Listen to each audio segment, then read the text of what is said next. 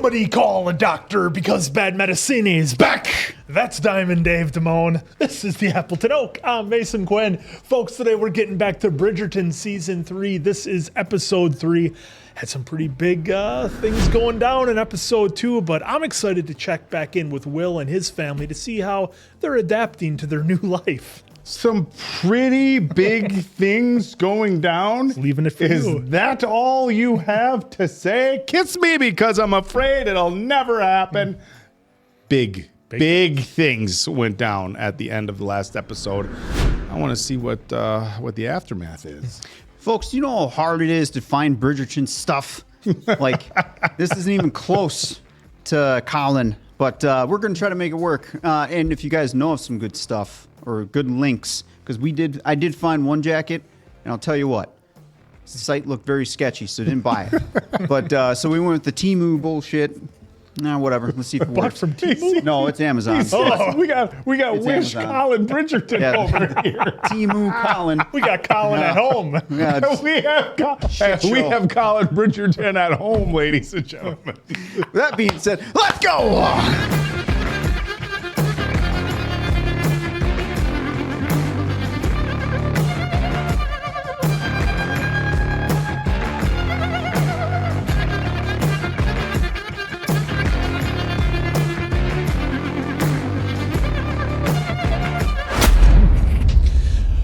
Well, All right, here we go. off to a roaring start.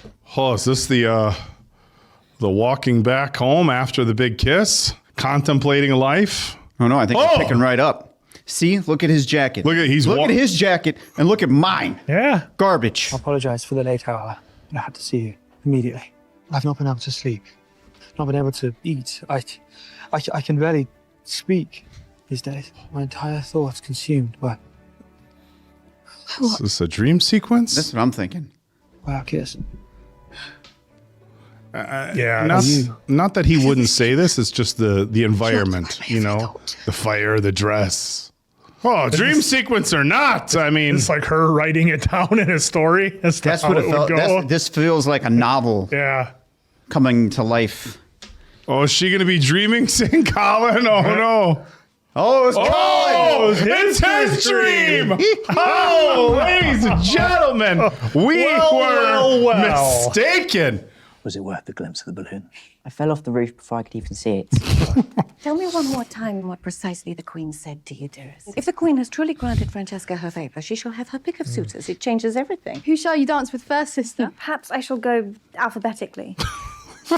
Alphabetic. The old fire drill. Yeah. You slept late. Did I? Something keep you up?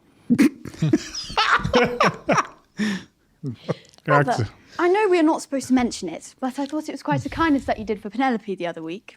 She waits for the maids to throw out last week's copy of Whistledown. Does she know she's not allowed to read it? It was unfortunate that Whistledown wrote what she did. Found out about it in the first place. Excuse me.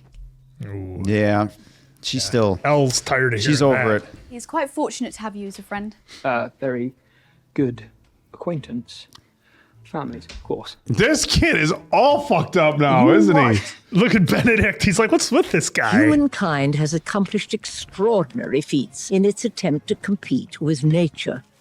Built ships to travel the globe, castles nearly to the clouds, and now great balloons to traverse the skies. But no matter how many accomplishments our debutantes have displayed for Queen Charlotte, it seems Her Majesty is interested in only one. The suitor Miss Francesca marries must be rich. Just tossing bros out. Lord Debley episode, spends the half comments. his time devoting himself to nature. He is a bore. He's a Throw bore. it like you mean it. You throw it like you mean it. I've received word of an unwanted visitor. Do you wish your queen to banish this guest? It is not worth your time. Let us throw it. And though other young ladies may scramble for Miss Francesca's leftovers, Leftovers. It is not weight that produces a belly. It is the child itself. What, do you mean its little head and body inside me? I am certain your baby boy will be delivered by a golden stork. What makes you certain they will have boys, Mama? A week sequestered in your room, you come down, you say this to me. There is a visitor for Miss Penelope. I mean, Let's. There's only 2 people it can be. Eloise. and that's one of 'em. Yep, that is one of them. there's a Bridgerton here to see you. Which one? I noticed you've not been seen in society for some time. It's not pleasant to have Whistledown write about oneself, is it? It is not. It's quite harsh what she wrote about you. Would have looked strange if Whistledown had not commented. I fear it may have been my She- fault. The rumour about you and Colin got out, but you should know it was not intentional. I would not reproach you if it was. It wasn't. And it wasn't Cressida either. Come in. I have a few new books that maybe. No. I'm meeting a friend. She is a friend. But I do hope you find what you were looking for this season. With Colin's help or otherwise. Or otherwise. There we go. Very important first step. That was good. That was very Mending sincere. I feel like that was a very good step. I agree. Oh, here we go. I concur. Now Back let's to the Todd. Let's go for a walk. Ooh, lavender. Oh, that tree provides a fair amount of privacy, doesn't it? Apologise for not coming to see you. It is for the better that you did not, Is it? isn't it? It is. We cannot continue our lessons. I agree. Good. Just so I'm clear, what is your reasoning? Because of what happened between us? No, but I Yes, assure you, yes, it nothing was. of the kind will ever happen again. I apologise for asking. I did not apologise. You apologise. Yes, but I love it. the lessons said they cannot continue. They cannot. Whistledown has written about us. I have embarrassed myself and my family, and if we were to continue, I would embarrass yours as well. Yes. In fact, it may be best if we keep our distance for now. I must become serious about my prospects. Prospects are important. You must. Tell him. If we could just have There it is. a little communication. Penelope, I wish very much for your happiness. They're both in such an awkward spot. We got another season of this, except completely a different approach. If I secure a proposal, it will be because of you. Well, that's partially true. Well, because they're going to secure each other's Exactly. proposal. Apparently, he only eats vegetables. Lord Debling has made his intention to marry this season quite clear. And I hear his estate is rather vast. If you do not find a husband soon, your father and I will be forced to find one for you. Are you enjoying the evening, my lord? More than they are, to be sure. I will certainly be predator and prey. She just crushes it. It is a pity your sisters are otherwise occupied. If they were here, you would have more people to hide behind. Some new scandal will distract them soon enough. Very well, just keep a low profile. Oh, There's Jesus a corner in which Christ. to hide myself. Have a You should know- conversation. I spoke to Penelope. Did you? What did she say? I apologised for revealing the story about you two. Oh, I see. That's not where he was going. You know, Eloise always has top tier intuition. Our drawing room has been full all week. Oh, with whom exactly? The Baron Harvey, Lord Godwin. The lower-ranking lords always show their feathers first. But it is likely, when she feels you are ready, that Her Majesty will introduce you to the highest-ranking lord of all. Perhaps a close family friend. Can we get Vigilante back? She's married. He's got I know. Edwina. Miss Francesca, how delightful to see you. I am Lord Cutbill. Are you enjoying your evening? Are you in search of a new prospect to help you find a husband? Oh, push. Hit him. Both endeavours. Swing on him. Swing on him. Penelope. Right foot directly. She can just write about into him in their Whistledown. privates. Yeah. Fuck that guy. Fuck him. Mondridge. Mr. and Mrs. Mondridge. What a strikingly noble figure the two of you both cut. Don't we? Are you assessing your pupil? Gossip has made its way into your home as well. You cannot blame me, for Whistledown proves to be quite an education. But unlike the rest of the town, I do not find what you did shocking, but rather considerate. Gallant, even. Gallant. The mark of a good man to help a friend in need. And I'm sure because of your kind-heartedness, she will find herself a husband in no time. Oh, But not too soon, right? You are quite transparent, Mr. Bridgerton, using me to repel the unwanted attention of hungry mammas. It does seem Hungry. to have worked, so you have my gratitude as well. Then I shall have you express your gratitude by taking me for a turn about the room. I, too, could use a distraction. It will be my honor. She just puts the drink right back down, right on the tray. It will be my honor, Lady D. Enjoying the party? Don't let this guy. Immensely. And yourself? Immensely. Rather, besides the fact that I'm feeling a little like, well, prey. So you come to my hiding place. Although typically only abject failures and social outcasts are allowed. You will not take pity on a hunted man. Unfortunately, I require all pity for myself. But I can offer you social contagion. I've foregone eating the flesh of dead animals, and they barely tolerate me for that great sin. You do not read Lady Whistledown. I do not. Oh, well. She has. And of what did she write? That I enlisted an eligible male friend to help me find a husband. Well done. For being a fool. For stepping away from the herd, even though you risk becoming a target. Just like him. He's dead. True. But at least you got to come to the party. Wow.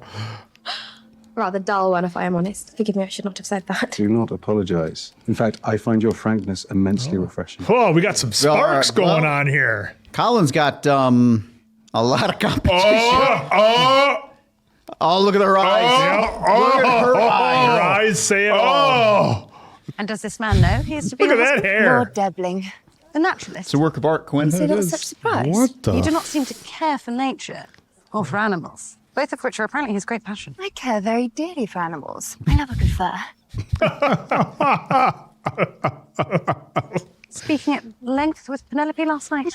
Come now, Eloise. I'm as resolved as you are to be kind to her. I'm certain Lord Debbling simply sees her as yet another wounded creature in need of defense. Oh, what the fuck? I should warn you, Penelope is not as defenseless as one might expect. And neither am I. We're not all so lucky to have the support of our families as you do. Marrying may be my only way of feeling such support. Yeah. Will you help me? Oh, don't. Read books on natural history I could lend you. Perfect.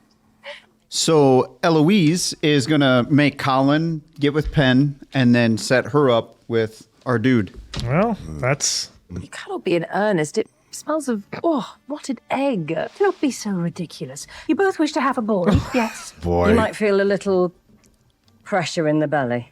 It's actually not too bad. Unexpectedly sweet. Some kind of energy drink, maybe.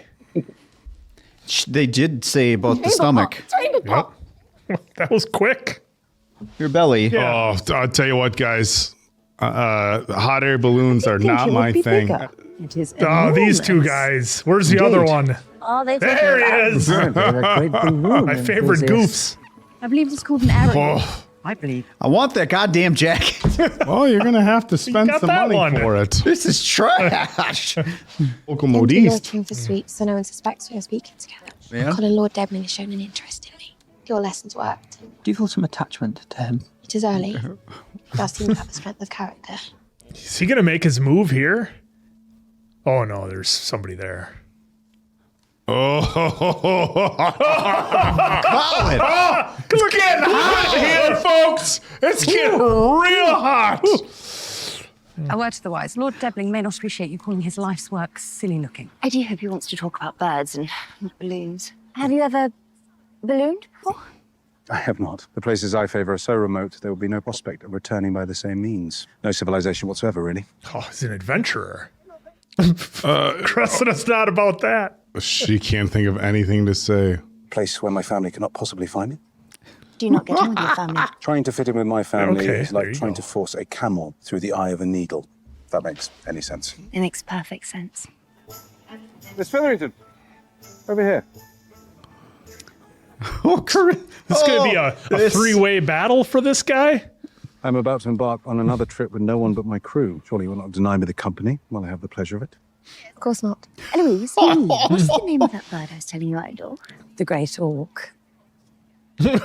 I am making every effort to prevent the great auk from being eradicated. It Penn's is like, what are you in danger. doing? I know. It's so dreadful. Did you know they mate for life? I find that so touching. Oh, God. There we go. These two are better off together. Come on. But do you not think the most beautiful birds are sometimes the most common? One should not overlook the sparrow. I suppose one should not.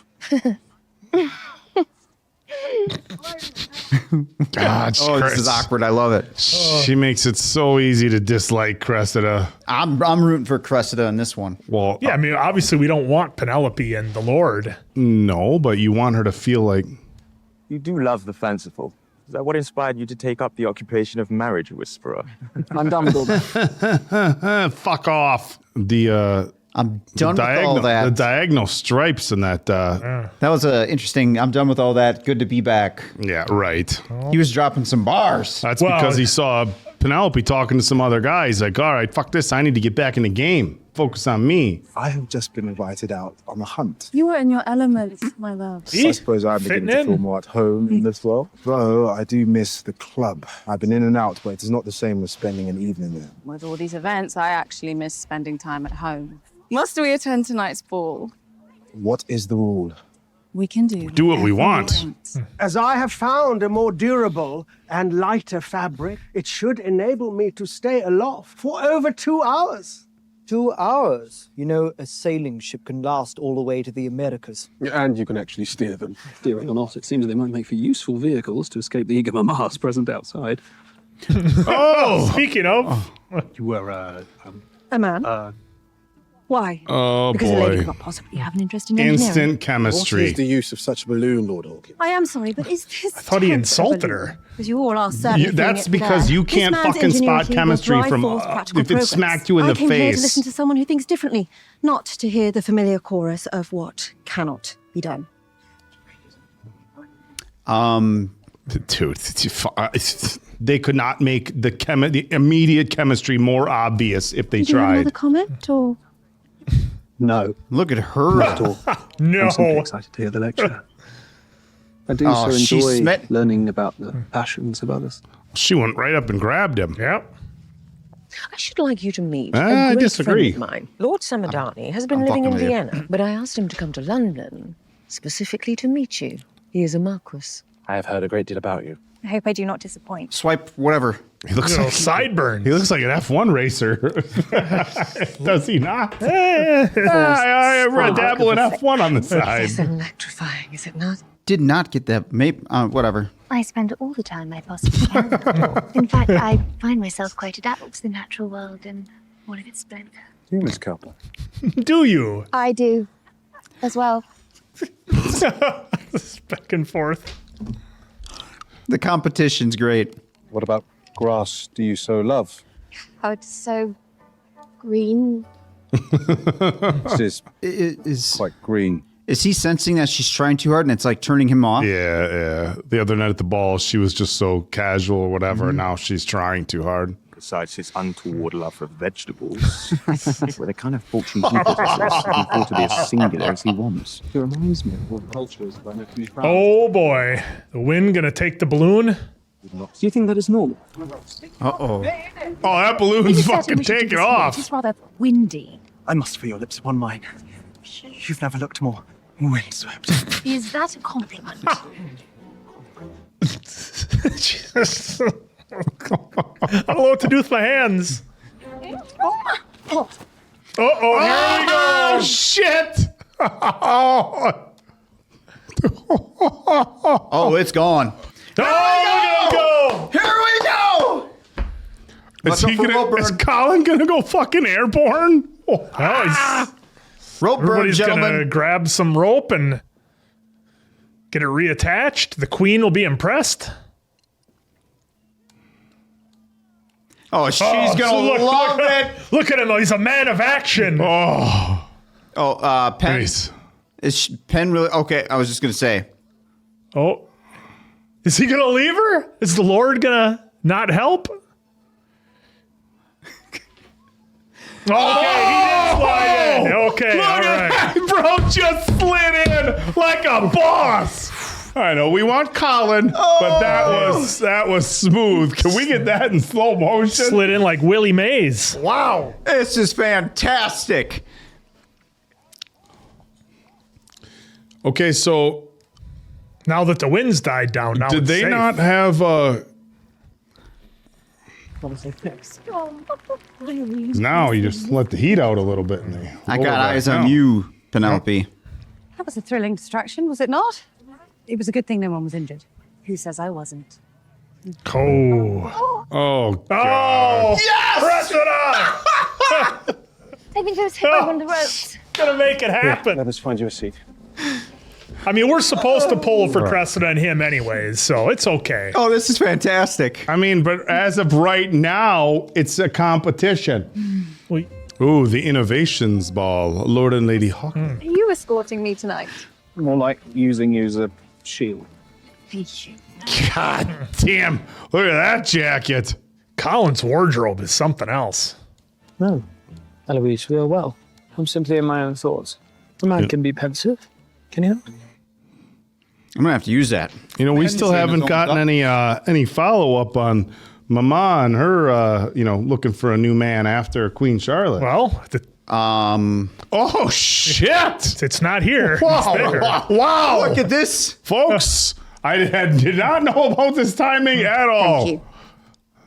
Got a fucking model talking to Mama. That's when Oaks it just kicks in out of nowhere. It just happens.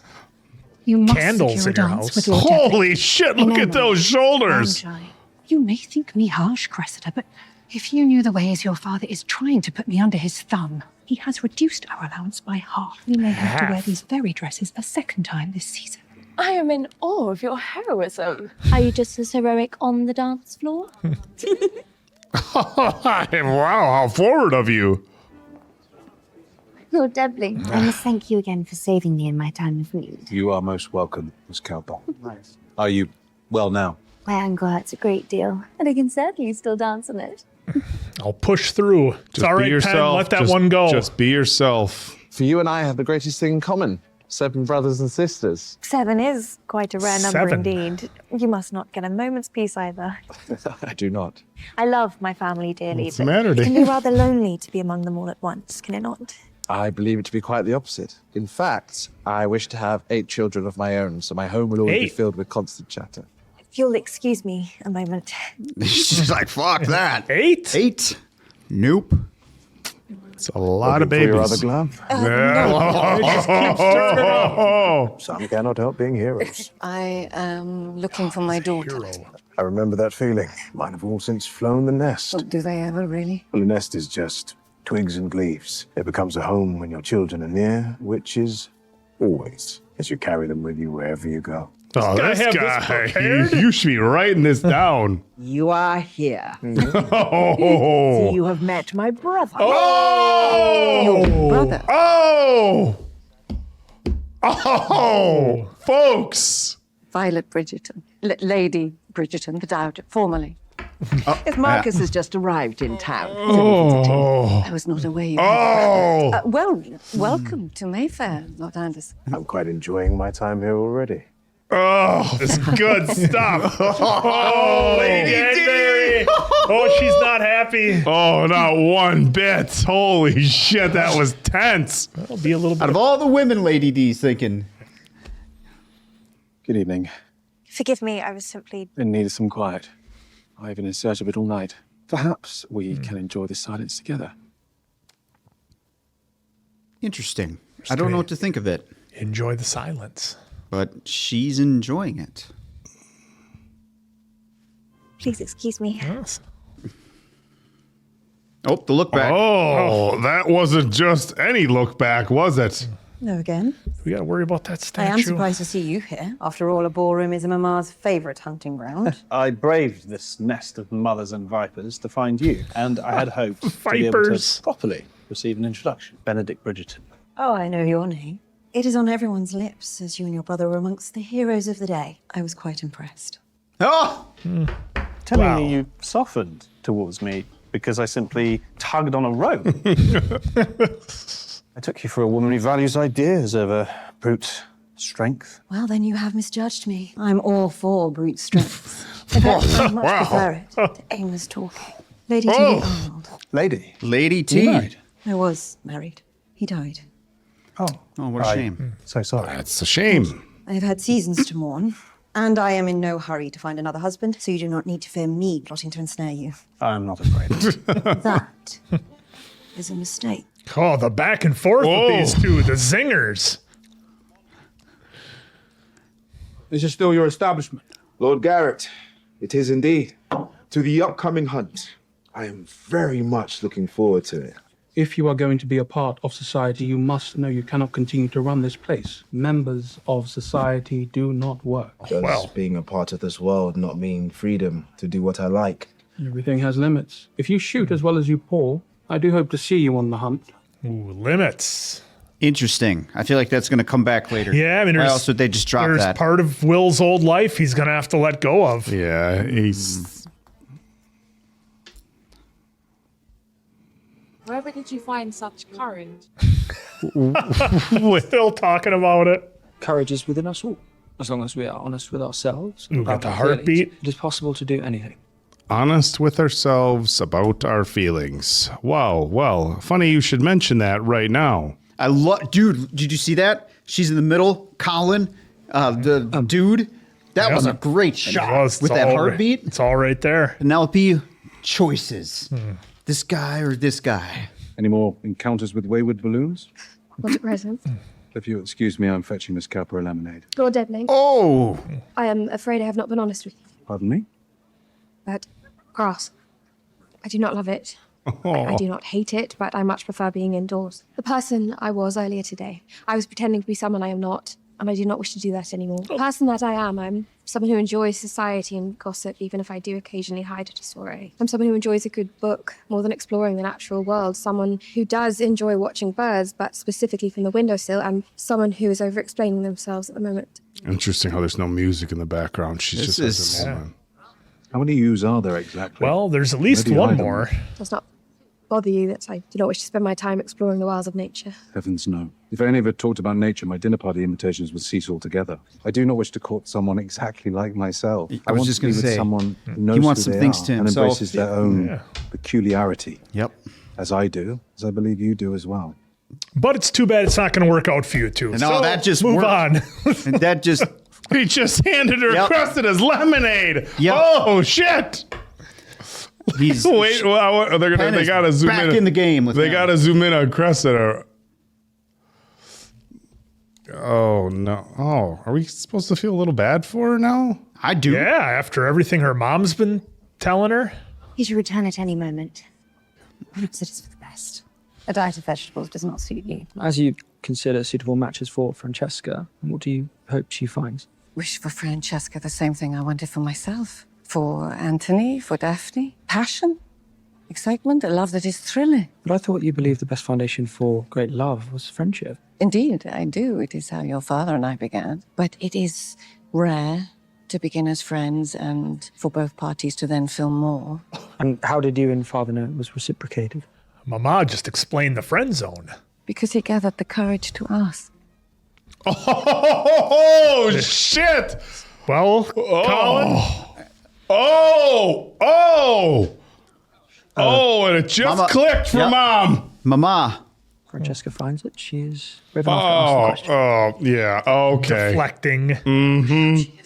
Oh, you knows. Oh, and the look as she walked away, you snuck nothing by Mama, Colin. Finally free from your admirers. Ask her to dance. Whoa, look at those eyes. Whoa, He started getting duck lips. Whoa. Are you well? There is a question I have been... Don't you dare needing cut to black ask. here. Our instincts. The innate animal impulse that is inside even the most sophisticated of us. So when all is said and done, our nature will always win out. It's feathering.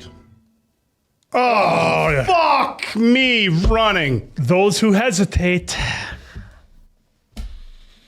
Well, at least she knows now. She wanted him to say Yeah. something here. Yeah, but at least now they both know. And he's still hesitating. Pensive music intensifies. Bridgerton. It's Penelope being taken away It from you. seems Lord Debling's instinct has led rising pick of the season in Miss Penelope Featherington. I feel sick. As do I. No, truly, I feel sick. Ooh, it's that green drink. Or But I thought you'd both stop taking the potion. yes, Oh, well, there you go. we have a bun in the oven. She's relieved. Oh, thank goodness. It's so funny because Colin can talk to any other lady and amongst the ton Doesn't like matter. it's nothing. But when it's Penelope, he freezes up. Well, it's different with her. Suffice it to say, this author is captivated, for in the battle between man and nature, it is quite clear that the battle is in fact between man and himself.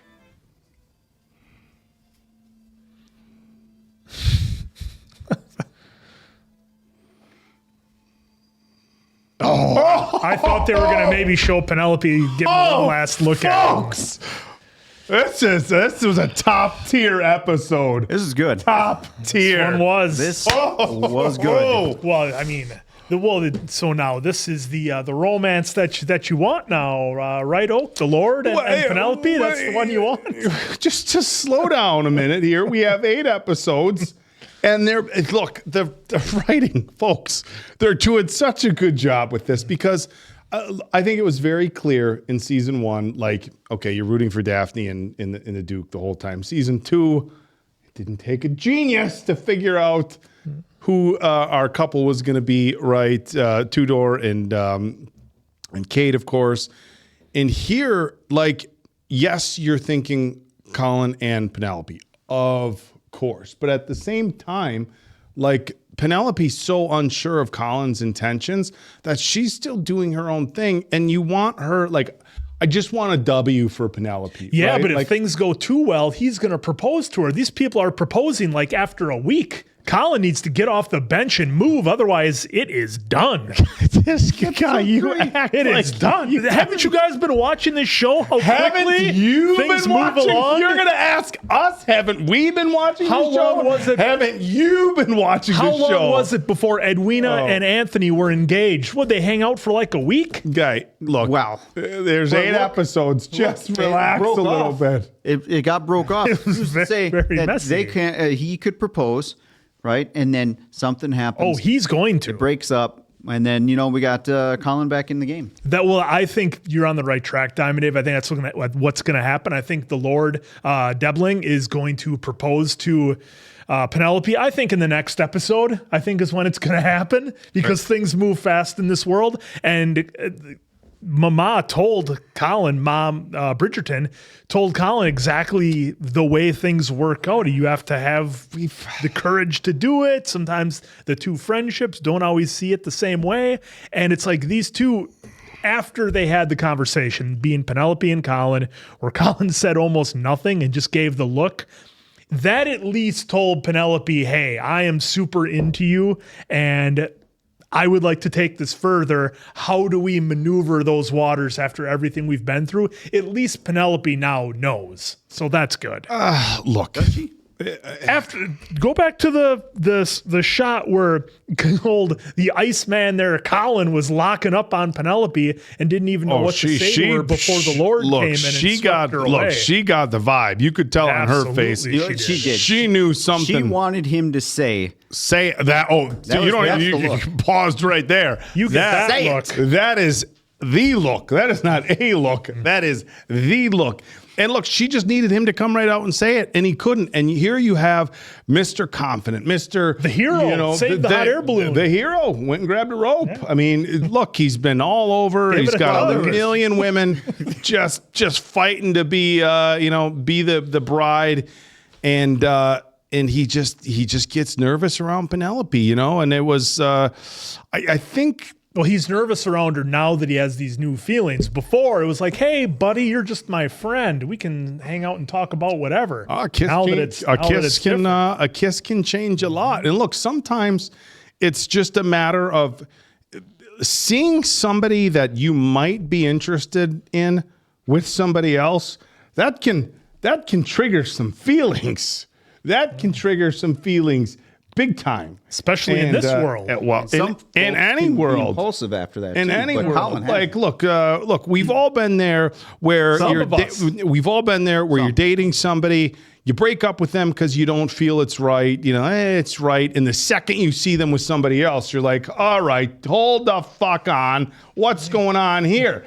Because there's those feelings of seeing somebody with somebody else. Now it's a different situation. It's the one who got away story. Well, it's a different situation because it's not like they had a relationship and they broke up and then you see with somebody else, but they've had this friendship and feelings start to develop, and now he's seeing her with somebody else and starting to wonder, am I gonna miss my opportunity? Yep. I don't know. And for as much as I love to say we've all been there, I don't know that I've been on the pursuing end of that. I have been on the receiving end of that. when I was in high school once, a girl that friend zoned me. And folks, if you get friend zoned, don't try to find your way out. Just accept that you've been put in the friend zone. And I did. That's what Mama Bridgerton was. I totally accepted that I was in the friend zone. And then we were at this club. You know, we had dry clubs when I was in high school. And I was dancing with another girl to a slow dance. And as soon as it was done, girl who'd friend zoned me walked right over, said, no, none of that. Yeah. Next one's with me. And then, you know, the next thing, you know, she wearing had her dance card and everything. No, next thing you know, she had the old number 50 on at homecoming. And, you know, we dated for, you know, a few weeks.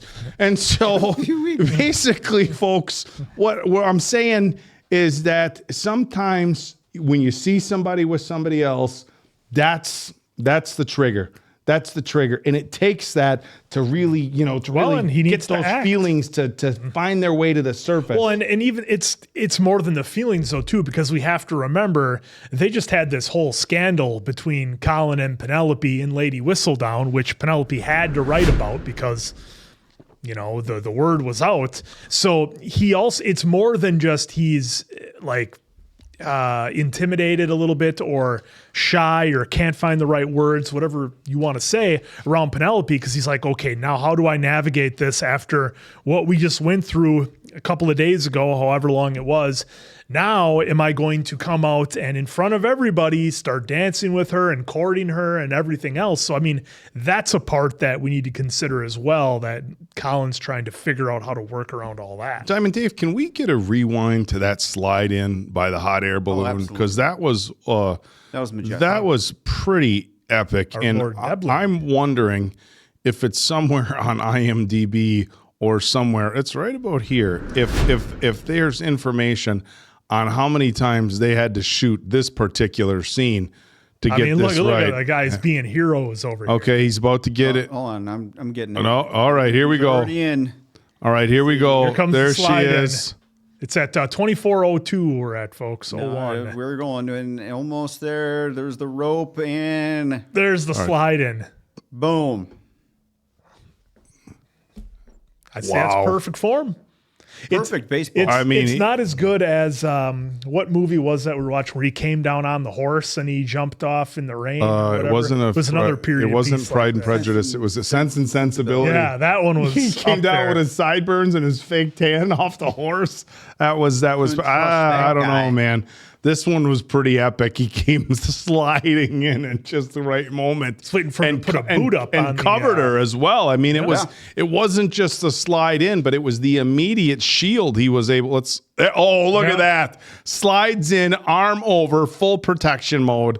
That was impressive. Again, I'm curious as to how many times they had to shoot this scene to get that shot, because that was money. Well, with I don't blame Penn. She did enough to run away, but then fell over, right? So some would probably say she had enough time to move. But again, when you're in the situation and in the moment, and you could be just stuck. Yeah, well, and it's this brand new contraption you've never seen before out there. This hot air balloon machine. Yeah, I love the setup that we had to use for that. But I get it. I mean, I love how she was captivated.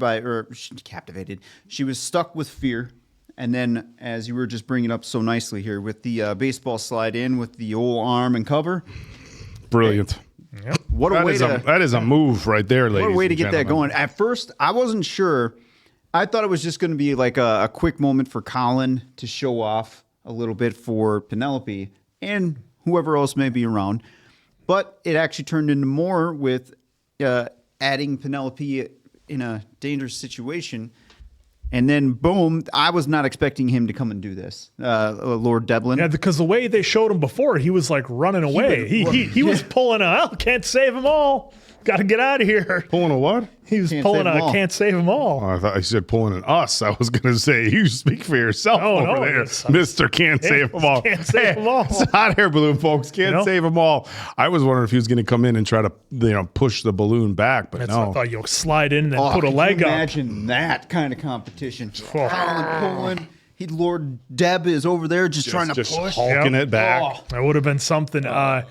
More interesting things here that happened at the fair. Let's talk about how this all started. Our two favorite goofs, our husbands of the Featheringtons. Those guys need more screen time. Not so passionately necking behind the tent. I mean, we're just right here. The And awkwardness between what with those two couples are just great. Yeah, both of the Featherington daughters and their husbands are pretty hilarious.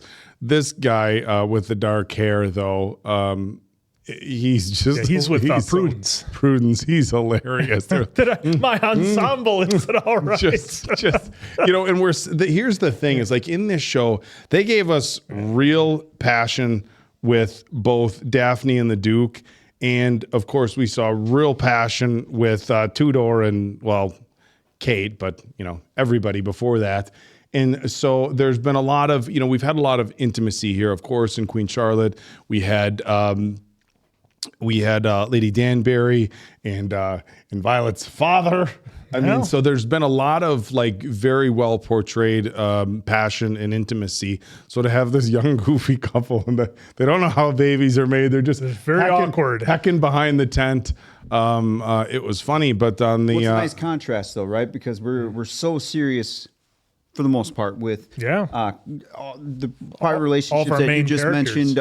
Basically the main characters. Yeah. So having them be and there's probably better terms for this, but the comedy relief for the most part is for me, it's very welcoming because it's all right, what are these guys going to get into now? How are they going to fuck something up? Yeah, or and they've set the tone with these two couples pretty early as to okay, when they show up on screen, it's going to be some fun. So we don't know which way it's going to go, but it'll be a laugh.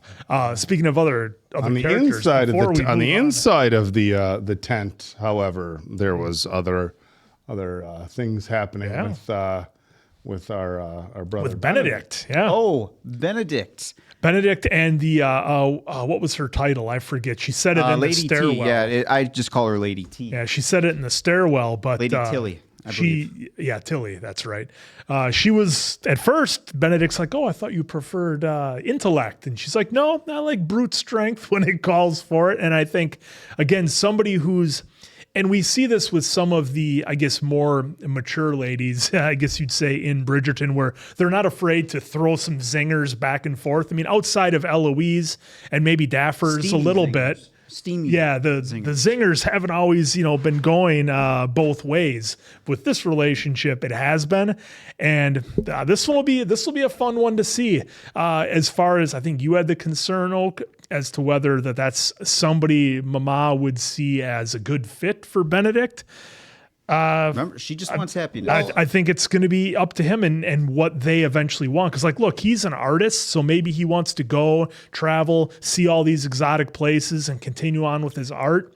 That doesn't exactly lend itself well to starting a family with 8 kids like the one guy that was with Francesca. Well, I think, Benedict is not, they've made it very clear that he's not all about the, the whole marriage season, courting season, ritual that they do here. He's been hiding, he's been avoiding, he's been everything. Here they show a woman who's been married, so she's not all about, running around with her dance cards and all this stuff, trying to find a suitor and have people come call on her. Well, she does seem like a lady of power. She's been there. She's done that. She seems like somebody who's very confident in herself and somebody who very much knows what she wants. And I think it's a reflection of that we see in very much so in the real world with people at different points in their life. I don't even want to say age necessarily, because I think it's more about what point are you at in your life. Of course, with age comes, experience. She said she was married and widowed, so we don't know what happened to her husband. But she's just at a different point in her life than what we see with all the girls out there trying to find spouses. And she made it very clear to Benedict what she wants and what she doesn't want. And I think it's a good match for him, but I am concerned with the way society says, if you're a young single man, you need to find a bride and propose and settle down, which clearly is not what he wants. So I love this. I love this addition to the show here in season 3. I am kind of curious how their story is going to go because, we have a season 4. They're going to be doing season 5. So, like, where does he fit in the storytelling further? Is this just going to be a here's what I'm thinking is going to happen. We're going to get hooked for these two to make it, but they're only going to give us just a glimpse of what could have been, and it's going to be nothing at the end of the season. That's how I feel right now because the story, the very quick backstory we got of her, and where we see Benedict currently in life. Right now, I dig the vibes that they have. So I'm hoping that they figure something good out, but I'm also preparing for just a complete end of couple episode run for their story here. And because I do think they are a pretty good match right now, especially with how forward she is with her approach, which is fantastic. I think. Because I think you folks told us that each season is about one of the Bridgertons. So it would seem kind of odd to start something here with Benedict in episode 3 to then drag that out into the next season. So unless we're going to have another mystery Bridgerton you show up like Francesca, maybe you folks knew about her in 1 and 2. We still do have Eloise, so it could be her story as well. But that's where I think maybe these two will have some sort of relationship, and they could go forward with it. And then maybe Eloise is the next season. Who knows? Maybe one of the younger ones, Gregory or Hyacinth. You all know. We're just guessing, but again, a fun interaction with these two nonetheless. And I think it's good to look, not every relationship has to be this epic Daffers and Simon or Anthony and Edwina and Kate, where it's this big fireworks display. You can just have a relationship that kind of happens in the background, and we get our information on it, but it's not the main one. So I don't think there's anything wrong. Yeah, I think the complication here is though society's expectations of what marriages are supposed to look like between people of certain ages, and I think somebody of Benedict's age is supposed to marry somebody and go on and have kids. And look, I am by no means, folks, an expert on relationships of the early 19th century. In the 1800s? And so I'm curious as to, and maybe you guys can help us out in the comments, if somebody was, widowed, like we see with her, like we see with, Ma Bridgerton, was it expected for them to just find somebody else who also lost a spouse, or was it okay to marry somebody who had, or to be with somebody who had just never married, or because I think I don't want to say it's expected, but hey, and somebody got divorced in that time, or somebody lost somebody. Well, you have to find somebody else who's been in the same situation and then get together versus finding somebody who's single. I feel like society's expectations for everybody involved, both we're going to call her Lady T. Is that what we're going to do? Lady Tilly. Lady T. And Benedict, I feel like society's expectations for the two of them might not line up.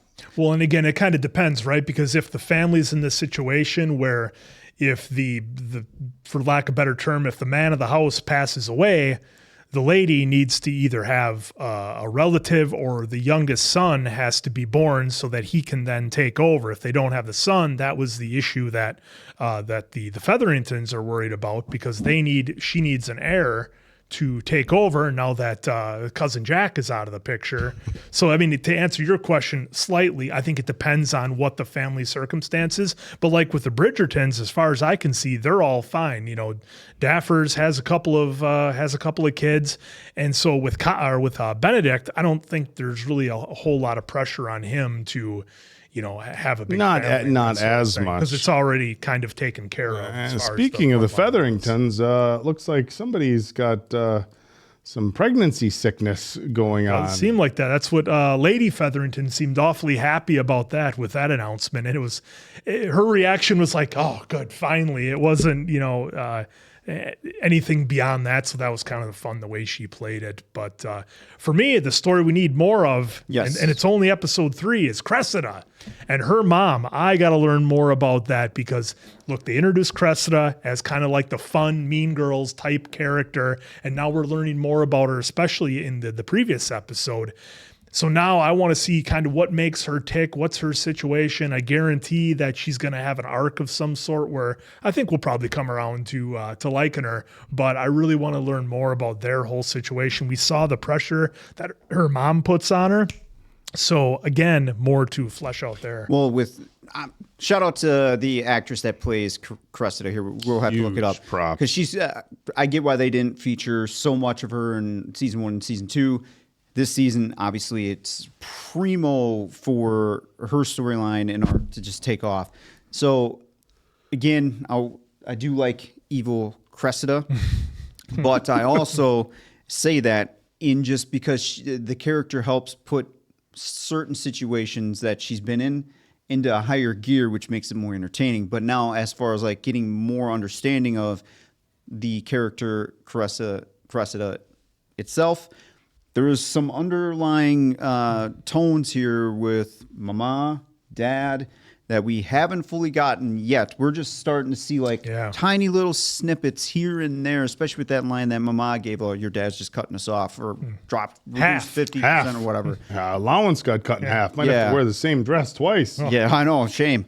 But here, I really do hope that she ends up with Lord Devlin, which is probably the obvious thing that's going to happen. Well, I should say Penelope and Colin, obviously, from my viewing point, is going to happen. I'd be totally heartbroken if it doesn't. But for Cressida here, I'm hoping that she ends up being with Lord Devlin, because I think if she were to, if you guys recall, the line where he said he wanted to be away from family, at first when she questioned it, I was like, oh, this is going to turn her off. She doesn't want to be by it. But then he gave his reasoning, and she was like, oh, okay, way more interested in his reasoning of it, because I feel like that's kind of where she wants to be-ish. Yeah, I don't think she really wants to distance herself. I don't know. Cressida's mom said that their dad's keeping him under his thumb. I mean, she used those words. Look, I don't make what sense. I mean is I don't think she stay away from me forever kind of thing.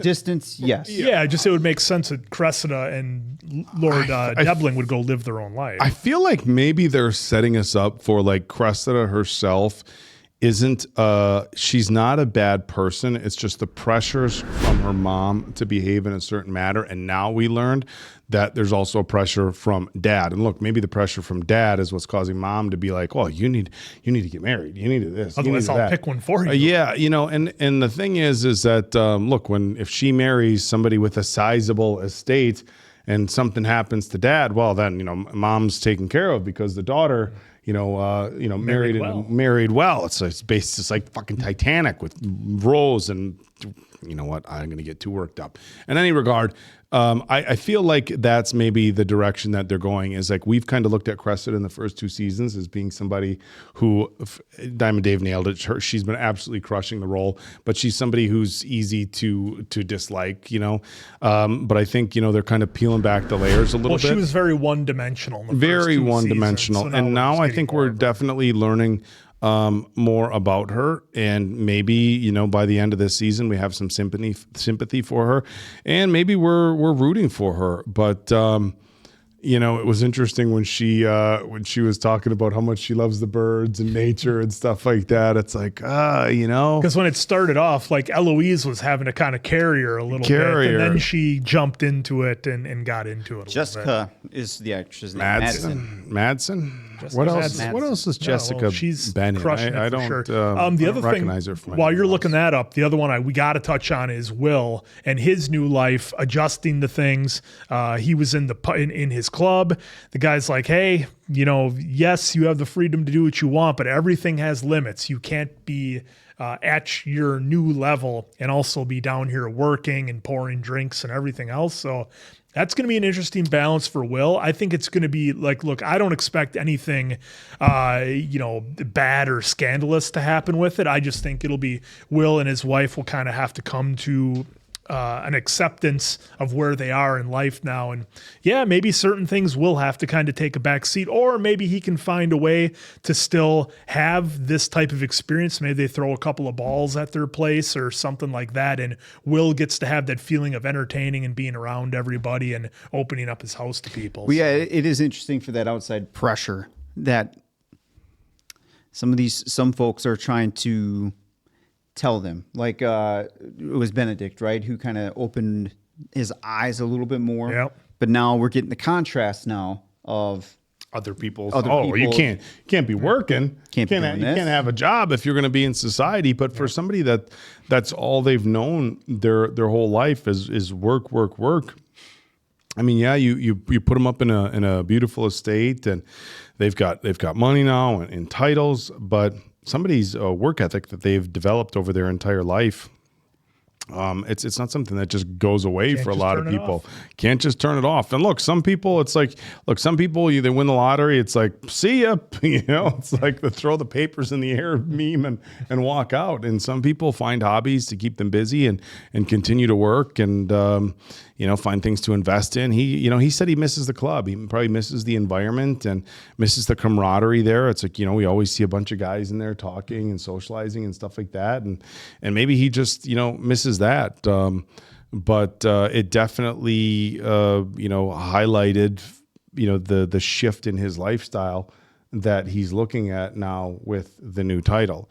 The last relationship, folks, or maybe not the last, but the one I need more information on, Lady Danbury's brother, and she was not about that. Well, she had to be like, what are the odds that, Lady Bridgerton's going to pay me back for my relations with her father? Okay, so I'm getting the vibes that so we know that obviously Violet and Lady Danbury are very close, and they have been very close for a lot of years. And we found out that Lady Danbury had an interest in Violet's father. Oh, they had a relationship back in the day. That was as brief as it was. As brief as it was, a very, very intimate and life-changing one for Lady Danbury.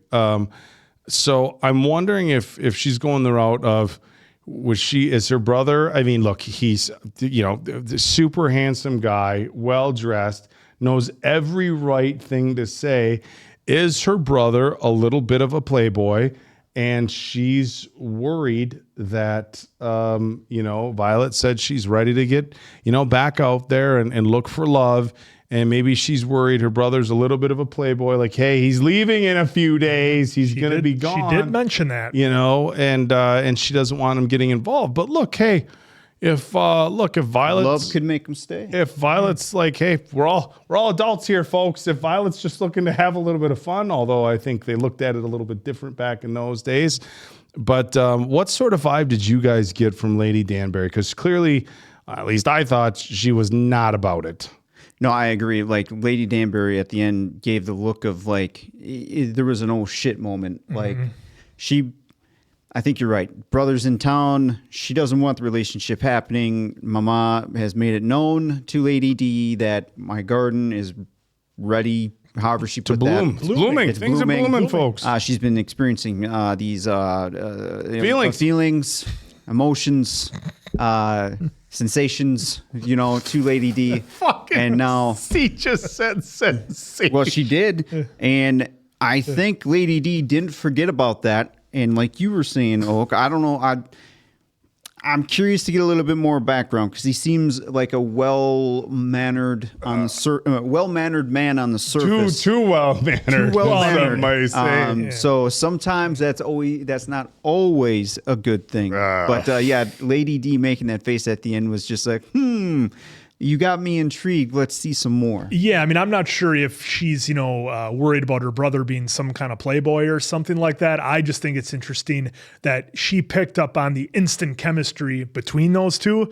And she was like, kind of thought like, oh, how am I going to have to manage this one now? And again, it does go and she's back probably to seen her brother. Well, right. And do that she, many she times. knows her brother. And I don't recall if we saw her brother in any flashbacks or anything like that when she was doing this stuff with Simon or whatever in season 1. But nonetheless, I think it would be pretty poetic for Violet Bridgerton to get involved with Lady Danbury's brother here. But we'll see what happens. Yeah, I'm looking forward to seeing what the next episode brings. This was a steamy episode. Yeah, this season has been all gas and no break. This episode was good. Oh, so many relationships. Folks, thank you for joining us on this one. So for Diamond Dave Damone, that's the Appleton Oak. I'm Mason Quinn. This is Bad Medicine. That was Bridgerton. See you right back here for the next one.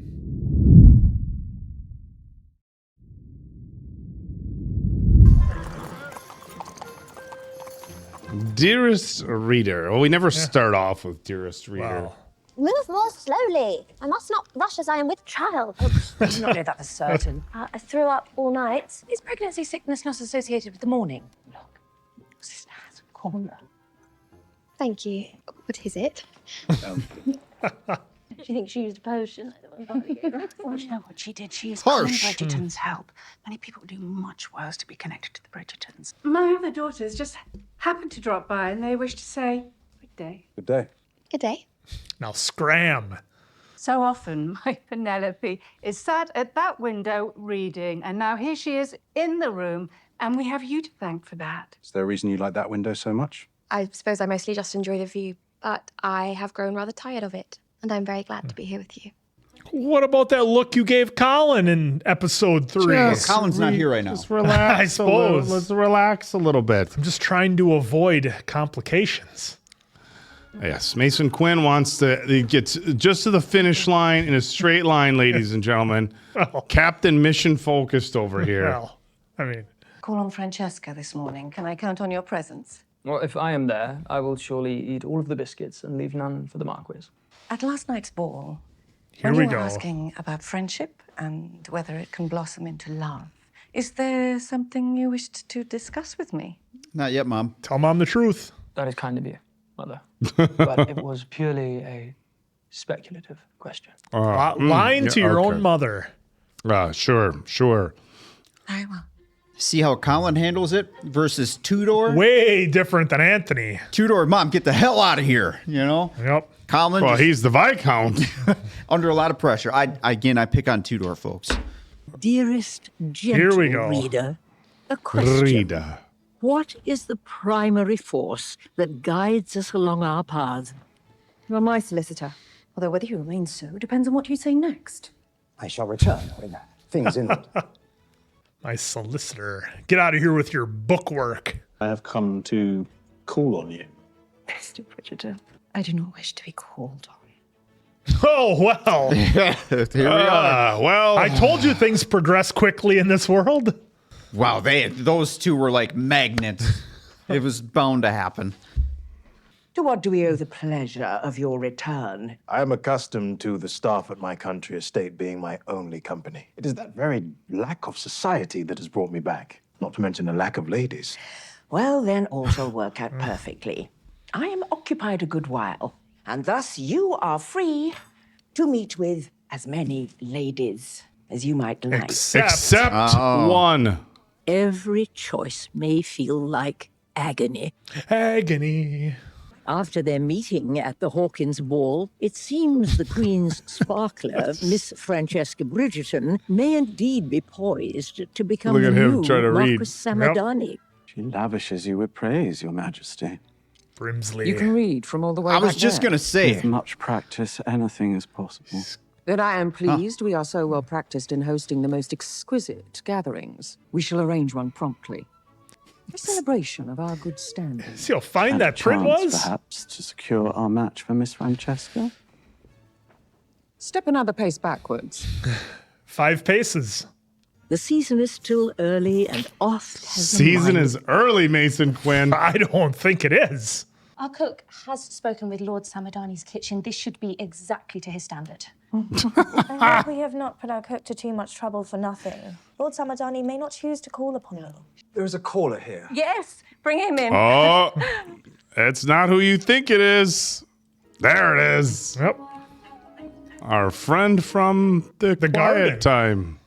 Lord Samadani, welcome. Our cook has prepared some millefeuille in anticipation Wrong of guy. your arrival. Hyacinth, this is not Lord Samadani. Please forgive us for the error. Oh, the error is mine, I'm certain. I am here to call upon one of your daughters, if I may. My daughter Francesca. Miss Francesca. His stare is a little too intense. Oh, he's an earl. I don't know where that compares to whatever, but I suppose the queen recommended the other match. Have not had the opportunity for a formal introduction. May I join you a moment? I should like that. There we Has dude even blinked yet? No, he's just staring her down. He's an intense individual. Look at Eloise just digging it. Oh. God, I hate how everybody has to sit around while you talk. Okay, there, he's blinked. He's not a machine. Are they going to talk? No, just going to enjoy the silence. That's all they ever wanted, all they ever needed. Yeah, this is their thing. See? And they don't know what to do about it. Perhaps they are enjoying themselves. But how will they know each other if they do not speak? There is another caller here, my lady. Oh, look who it is. Good day. Good day, Lord Samadani. I shall fetch you a pastry. Good day, Lord Samadani. I do not believe we are known to each other, Lord Martin. But I was just leaving. I do not wish to interfere. Oh! There's something to be said with, very little to be said. Sometimes you don't need words to understand each other. Sometimes her attention just went out the door with her first caller. Oh, here we go. Once it is done, they will surely find something else on which to fixate. Give up all that we have built. Was it not you who proclaimed that we should embrace all that we have now? Why burden yourself with a business that will only cause further confusion? Because it's I'm not his. the one who is confused. I'm keeping my club. There you go, Will. Well, can't he just own it and have somebody else pour the drinks? The guy likes working. That's what most bar owners do, isn't it? They just walk in, take some money out of the till, have a few drinks, and leave. Absolutely not, dude. A lot of bar owners work at their bars, dude. Just the bad ones. Dude. Can't hire help. What? Oh, that is a library. Sheesh. Look at that ceiling. It's highly decorative. I cannot have you growing distracted. You must think only of Lord Devlin today. This book is on voyages to the north where Lord Devling intends to travel. Well, let him tell you about it. Men love to explain the world to us. Just play dumb. Good afternoon, ladies. Watch him say, He's "Oh, what are you wrong." reading?" Yep. Miss Featherington, are you reading about the fabled Northwest Passage? I was. I find it Terribly confusing. We cannot make head nor tail of it. Would you be so kind as to explain? We're so helpless. But Lady F has no idea what he knows about her. No, nothing. He No. sees right through Ma. They're beyond that. I have a collection of over 1,000 myself. Nothing a book loves more than to be collected.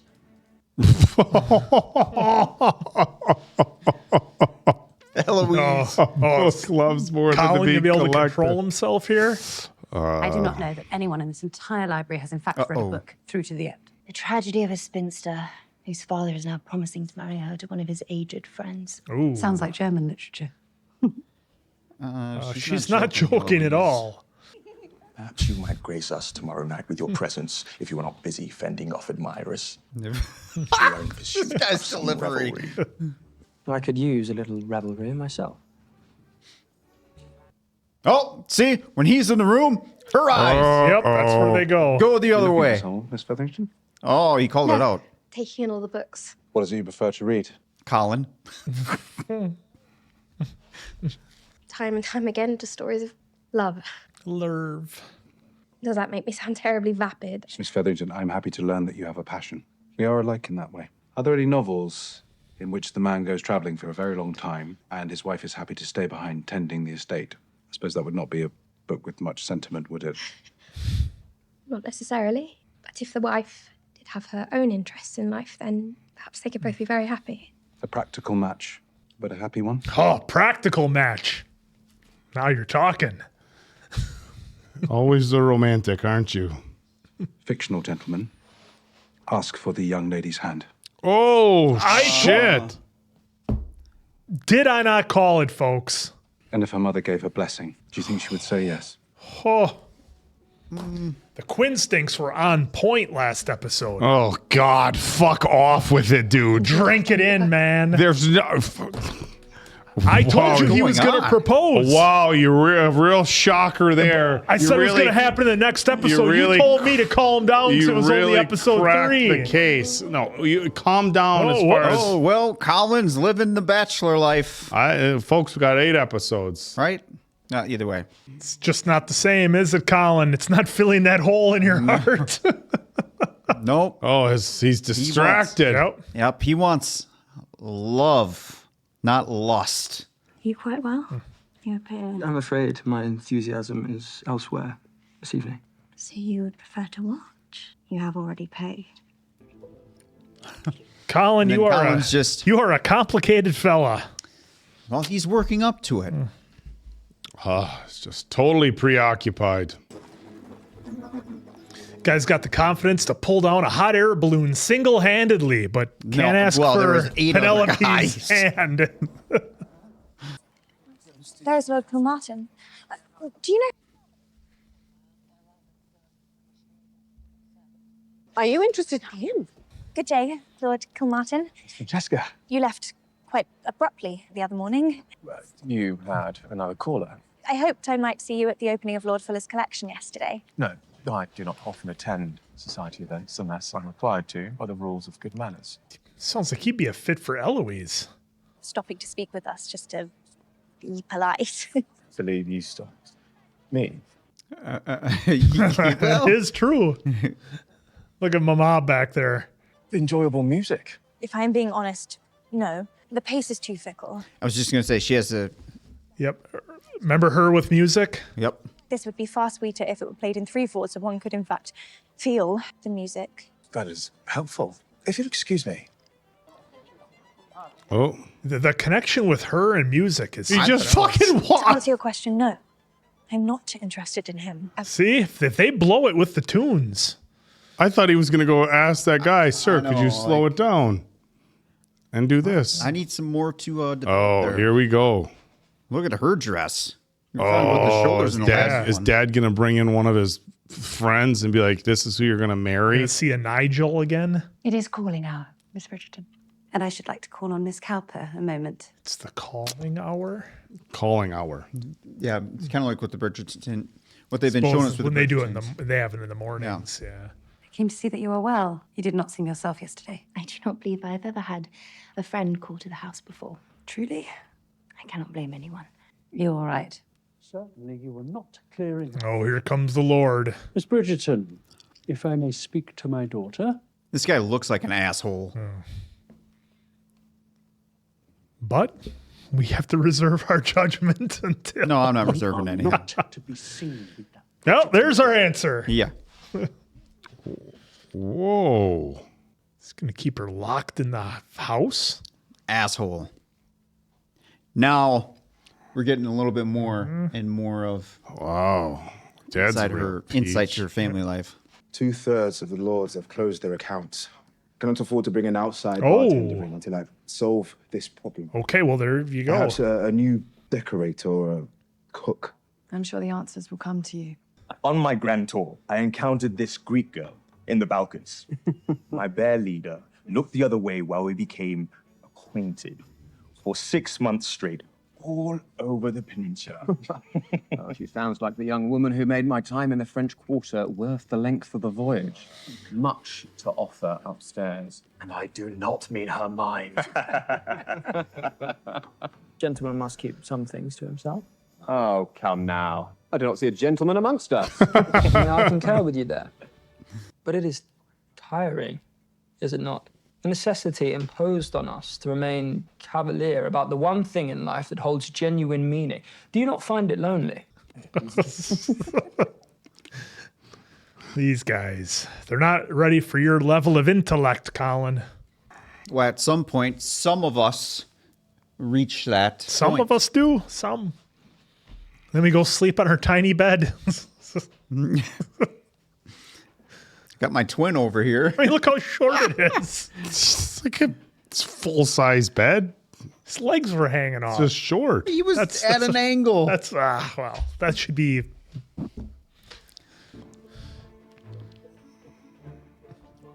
Here's your fiance. This is exactly what I wanted to avoid by having Colin step up in episode 3. God, you're so fucking impatient sometimes. And now we're going to have a mess. Lord Debling has requested my permission to propose. Did you give it? Of course I did. Do you know, I've heard that Lord Debling has one of the largest homes in Mayfair, 24 staff, a fleet of curricles, and he tells me he travels often, which means it will be up to you to manage his estate. Can you imagine the kind of influence that will give you? Me, I mean you. Yeah, right. There you go. Well, I have not said yes yet. But of course you will. No. I do enjoy my privacy, but... You've spent your pin money changing your clothes, your hair, and it has had the desired effect. Do not become greedy in your success. It's greedy. Colin Bridgerton. Oh, don't tell me you're holding out for love. That silly thing, love. This is the very reason why I discourage you from reading. Oh, is it though? Security. Wealth. Power. I understand she's lived a certain life, but she's projecting it all on especially Penelope. After last season. Well, I mean, it's not all on you, Penn, if Colin doesn't get off his ass. I mean... I wanted to tell you, I should like to stay home tonight.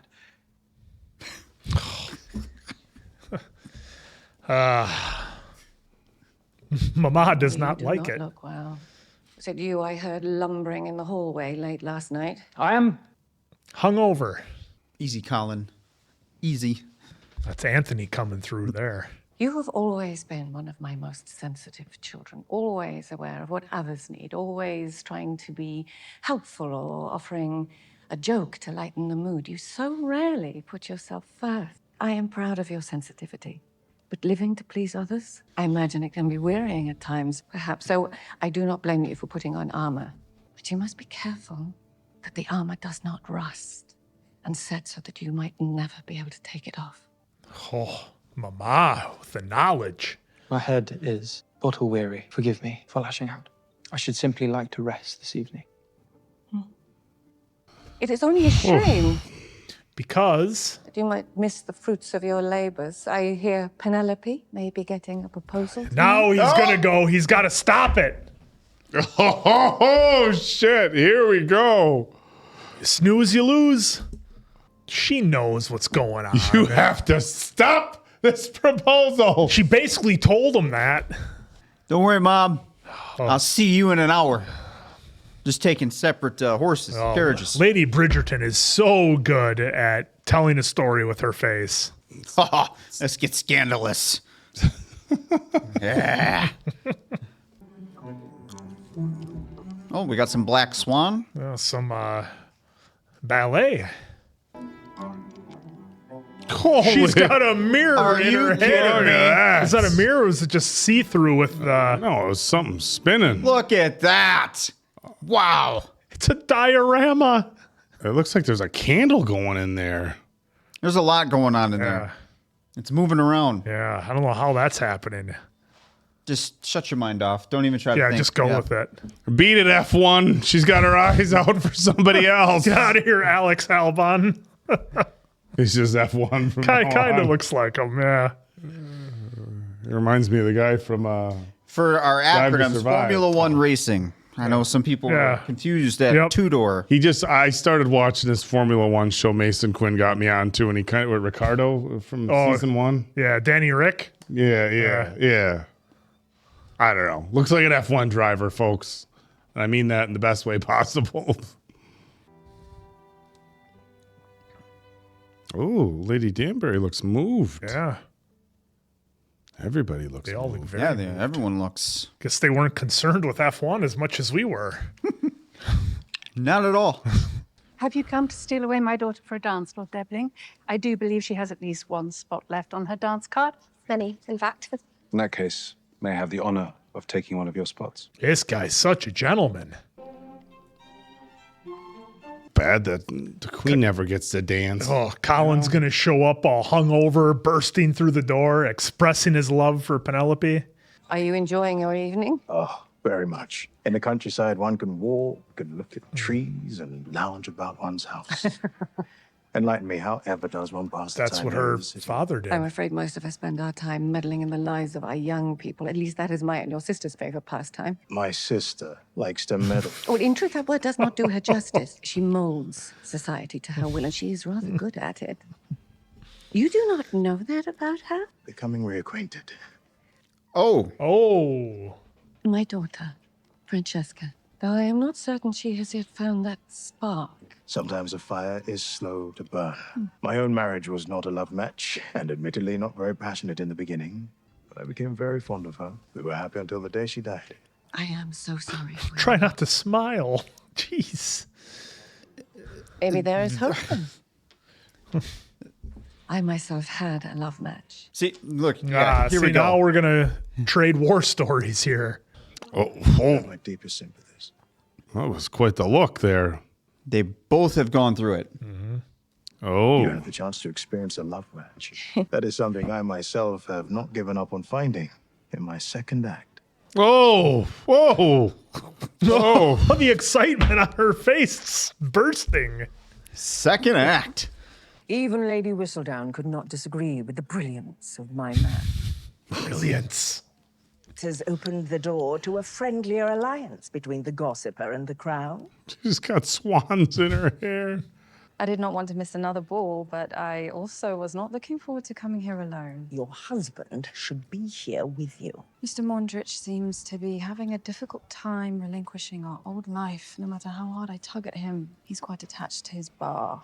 The Queen will not smile favorably on a man of rank working in a club. Must show Mr. Mondrich that this new life. She's got the advice.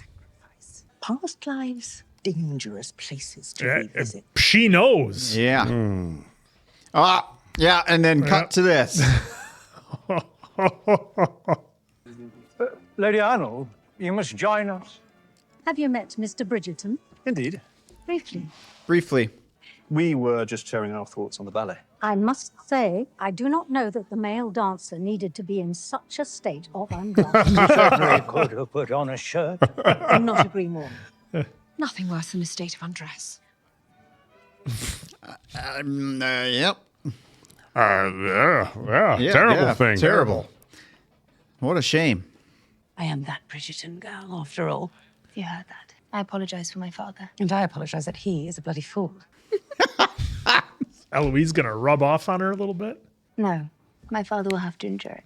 There you go. All right. He is a fool. Fool. Asshole. It's more like it. He's an asshole. How is it you have the courage to be so different? It is not courage. I simply cannot understand why others do not see things the way I do. How do you see things It's exactly? so hard being a genius. Well, since you have asked.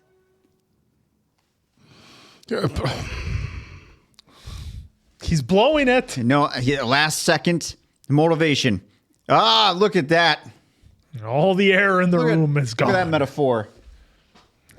His love is going to burn out. Well, are you going to sit here and think about it, or are you going to be a man of action? Just like with that hot air balloon, single-handedly, mind you. Saved everybody. Along with like 7 others. Wow. Single-handedly. He took the lead on it. I'm retiring early. If you finished your meddling elsewhere, perhaps I can offer myself as your new target. I hear you're something of a molder of society. I keep meeting the most intriguing women. I ask that you leave me out of your raking about town. Raking about town. There it is. I said it. How my activities may appear rather rakish, but I assure you. Rakish! Pure Is your heart located in your breeches? And is your heart located in your britches? Told you guys, brother's a little bit of a playboy, or at least she seems to believe so. That was awfully forward of him. Awkward. I am afraid I am rather parched from dancing with Lord Samadani, so much so that I do not feel much like talking. Is that not, in fact, our preferred form of communication? You must forgive me for rushing off abruptly last time we met. It is only that I wanted to get you this. Oh, is it going to be about music? It's going to be some music. It's going to be like perfect. Music sheet. But I do believe in the power of a gesture. Miss Francesca, I brought you some lemonade. Fuck your lemonade, dude. Mama, I am keen to return home early, if that is all right. Just relax, F1. Oh. You might not want to find brother. Lord Kilmartin. He might be in a state of undress. Ooh, What just happened? What's the queen seeing? I believe Lord Samadani was fetching Miss Francesca lemonade. And now she is Not drinking the lemonade. precisely, Your Majesty. Oh, she's not happy. That would have been a spit take if I had taken some water right there. Children do take up so much time and drain guys. one's beauty. Though, of course, we both have much to spare. Are you suggesting we give up? Me a pain in my chest. Oh. In fact, I have been tender all week. Oh.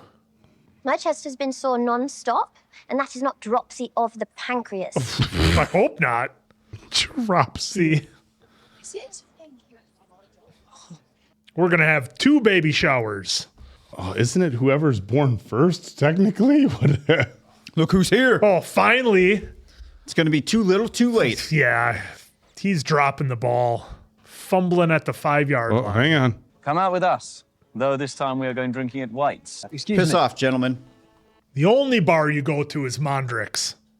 Everybody knows that. Oh, the song, it's going to drive me nuts. Considering how often you travel, it makes a great deal of sense to me that you seek a practical match. But do you imagine that with time, love may one day grow? I do not know. Oh. To be honest, my work has such a large portion of my heart. Oh. It may be difficult to make more space. Oh. But I am very glad that you are someone who seems to have such a full life. You don't need love. Oh, that's what he said. Well, you're not for Cressida either, pal. And can you imagine all the spare time there would be if we did not always have to think about marriage? The time we would have We to wouldn't have a meet show. or exchange ideas or do anything that isn't entirely for the purpose of ensnaring a husband. Oh, there he is. Oh, he's right there. She's missing it. There is walking right up to Penelope and Lord Debling. Do you mind if I interrupt? Excuse me, McFly. Cutting in. Cutting in, McFly. Straight out of Back to the Future. It appears you two have something to resolve. I shall leave you to it. We shall return to this conversation another time. Oh no, Yes? Cressida. Run for it, Cressida. That's going to Get there. right in. Ah. Damn it. You are much too handsome for social ruin. I would be more than happy to finish your dance with you if we need a partner. Look at Cressida. All right. Have we seen ladies ask for a dance yet? I don't know if we have. You cannot marry him. You hardly know him. I know him well enough. And I hear he is leaving. For 3 years. I know that already, Colin. 3? It takes a year alone to get where he is going. The moon? Dude. What are you trying to say, Miss Cowper? Are they not all friends? Ever since the Featheringtons moved in across the street. Now he's going to get the picture. Across the street from the Bridgerton house. Directly. That's why she looks the out window. the window. I've made my peace with what Lord Debling has to offer. I'm going to accept his proposal. No, you're not. You're not after you're going to marry talk me. to him. That's what he's going to say. Yeah, Dude, what the fuck, man? I love how Colin just keeps dropping the ball on Oak. I cannot stand by in which you make a mistake. The only mistake was me ever asking for your help in the first place. Oh. No. Okay, well, now we'd have the fireworks. Then we'll get around back to it. I'm so It's all sorry gonna to be interrupt. fine. I know the ball is ending, but shall we return to our conversation? Miss Featherington, why is it you sit at your drawing room window so often? All week I've watched you search for someone. Yep, he knows. Falling out with Mr. Bridgerton. But now I suspect you may have been searching for him for a very different reason. For the same reason you prefer your drawing room window and the view it affords out towards the house across the square. I do not know of what you speak. Speaking of Mr. Bridgerton and the feelings between the two of you. See, he knows. Is he going to be cool about this? He's being a gentleman so far. We are friends. Nothing more. But would you like it to be more? Oh! Oh! That is not even... It's not a possibility. I did not ask if it was a possibility. I asked if you would like it to be. Then go get Calling it. her out. That's answer enough right Yes, there. Featherington, with the amount of time I will be gone, yeah, it is essential I make a match with someone whose affections are not already engaged elsewhere. Whatever it is you are searching for, I do hope you find it. Hey, all things considered, he handled that pretty well. I think he handled that very fairly. Mama, get out of here. What have you done? Yeah, see, that's what she asks. Am I well? Yeah. Do I only matter to you if I have a Lord's engagement ring on my finger? No, Ma, I am pregnant. I think. Oh, wow. What timing. You know, Oh, the two clashes of just getting smacked like that and then the happy news. That. Damn you, Colin! The heart is forever making the head its fool. This is for the best. It is. This is how it's going to work out, Penn. You remember that look you gave him in episode the dude just 3. said, I'm really not looking for love.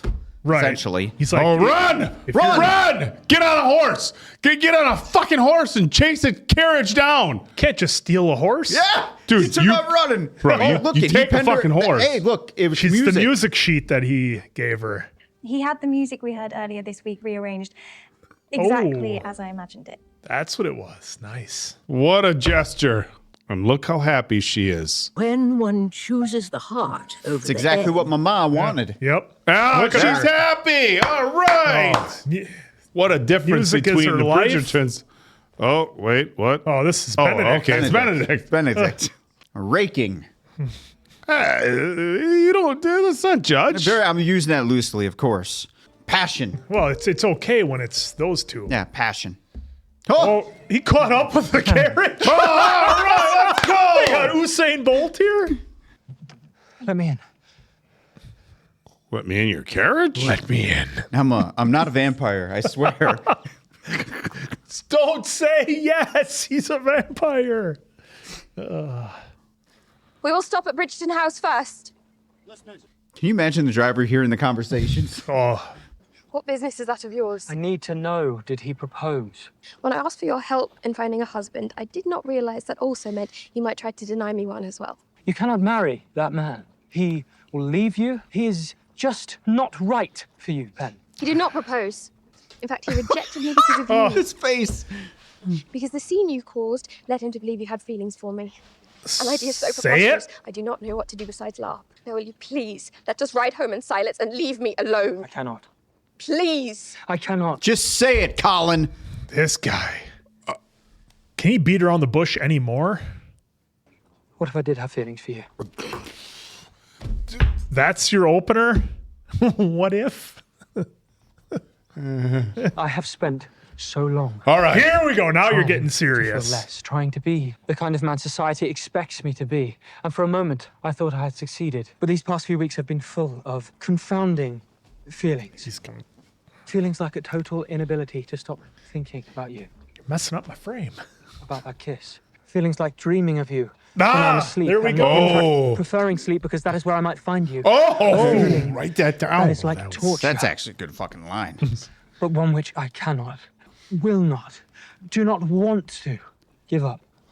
Do not say things you do not mean. But I do mean it. She's in denial. It is everything I have wanted to say to you for weeks. Weeks? I do not know what I was thinking. Dude, Kiss him. don't. I'd very much like to be more than friends. There we go. Okay. Oh, pulled him right out of the shark's jaws. So much more. Right in the carriage. Dude, I was like, they're not They're gonna kiss. fade to black Something's on gonna- us. The cart's gonna crash. Something. The horse. They're gonna get T-boned. Hey. There it is. Something. But thank Episode goodness. 4, Quinn. Episode 4. I told them they had to get down to business. I should insert Mason Quinn from the start of the episode. Oh, it's over. Well, he was blowing it. They're not even going to wait. They're going to get to it right in the carriage. I mean, who hasn't messed around in the backseat of an Uber? But I mean, come on. Right in the back of the carriage? But that's like her limo. What? It's like her limo, not a Uber. This is very true.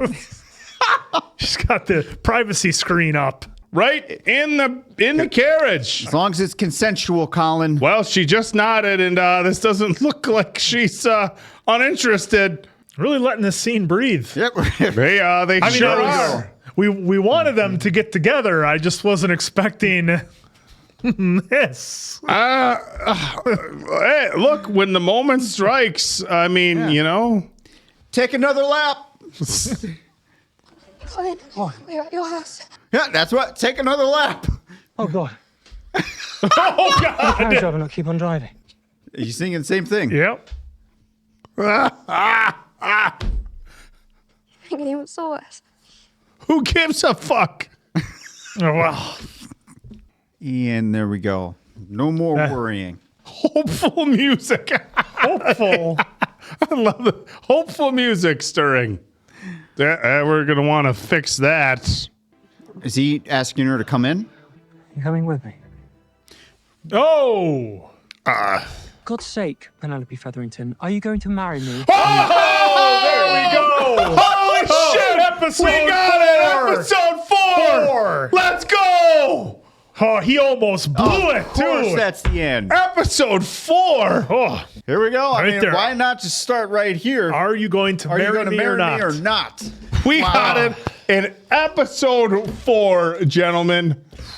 Unprecedented. We nearly unprecedented. didn't get it. Lord Dellering was he made his proposal, and it was gonna happen. And Colin was sitting at home just sulking at his desk until his candle went out. And look, Ma Bridgerton damn near had to drag him to this thing. Drag him. Come on, you got to do this. She knew exactly what was happening. And then, thank goodness, Colin finally got it together to comment on what Diamond Dave was going along with. It's like, we wanted Colin and Penelope to get together, but it's like, is what it is. You know, the scene went a little long. You know, we look at Penelope a little bit different than some of the other characters in the show, maybe, but it all worked out for the best. And Colin asked her to marry him. So fantastic, but yeah, I mean, yeah, we kind of did, right? Well, are you going to marry a more formal one, right? I mean, this was not a very formal ride home. Nothing formal there about wasn't anything formal about these last 10 minutes, ladies and gentlemen. At least, look, I like that they went the direction. Look, we're getting two Featherington.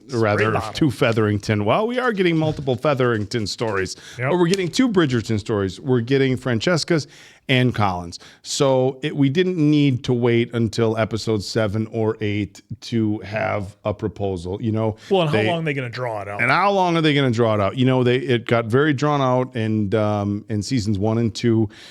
So the fact that they gave us a huge payoff here halfway through the season, I think, is brilliant. I will say in a good way with season, 1 with Daphne and Simon. Oh, of course. It was but drawn out in a good way because I am not so much going on. I just wanted to clarify seasons with 1 or Daffers 2 and Simon for everybody. But look, I love this episode 4. I was okay with the gentleman, who's just saying, "Hey, look, this isn't going to work." That dude was looking for a good match. A good fit. He wasn't. He was kind of taking like the Tudor philosophy in season 2. It was his duty. He needed somebody to look after his estate while he traveled for 3 years. Hey, you want to get married? Sure. Okay. See you in 3 years. Not what Penelope was looking for. No, but look, he appreciated Penelope being straightforward about who she was as a person, and he gave her that courtesy back. I think you have feelings for somebody else. I did the math on why you're always sitting in the windowsill. He wasn't blind about it. He put it together. He's a sharp guy. He saw what was going on, and he's like, look, what am I doing? And I love the line he had. How can I ask you to marry me and I'll be away for 3 years when you're already in love with somebody else? Was interesting, though, because he was straightforward about it. I'm basically just looking for I don't need a love match. I need a good fit, and I'm going to be gone for 3 years. But I need somebody who's still into me. Dude, you're not finding. Look, he just needs somebody who's looking literally just for an estate and to be taken care of, who's completely not interested in love, which is to me a very sad state of affairs. Yeah, because that's what Lady Featherington was saying, like, you're going to have this massive estate to take care of and all these things. He's got a fleet of something or another and like 25 servants and all this stuff. And she was excited about that. But I even question if that's something Penelope would want to handle. Well, the biggest thing I think, take Colin out of the picture. The biggest contrast that we see of this entire series is the type of love that you had between Lady Featherington and her husband and the type of love you had between Miss Bridgerton and her husband. Lady Featherington didn't have that with her husband. One might say she's never known what true love is like, so she can't even comprehend it. True love is what brings us together today.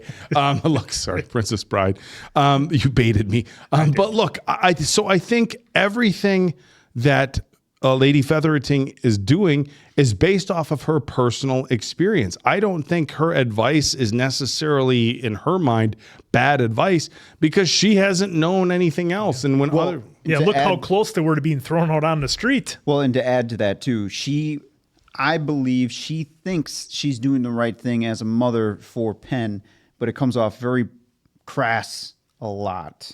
To add to that. Yeah, but it comes off as like superficial and only thinking about the money and what can be provided and not worrying about love. But again, to your point, with Featherington, she doesn't even think about and then Lady Featherington's other daughters, we have not been provided any information saying that those other two guys have massive estates. So she just needs a baby before our guy that was there a few episodes finds out that the documents were forged.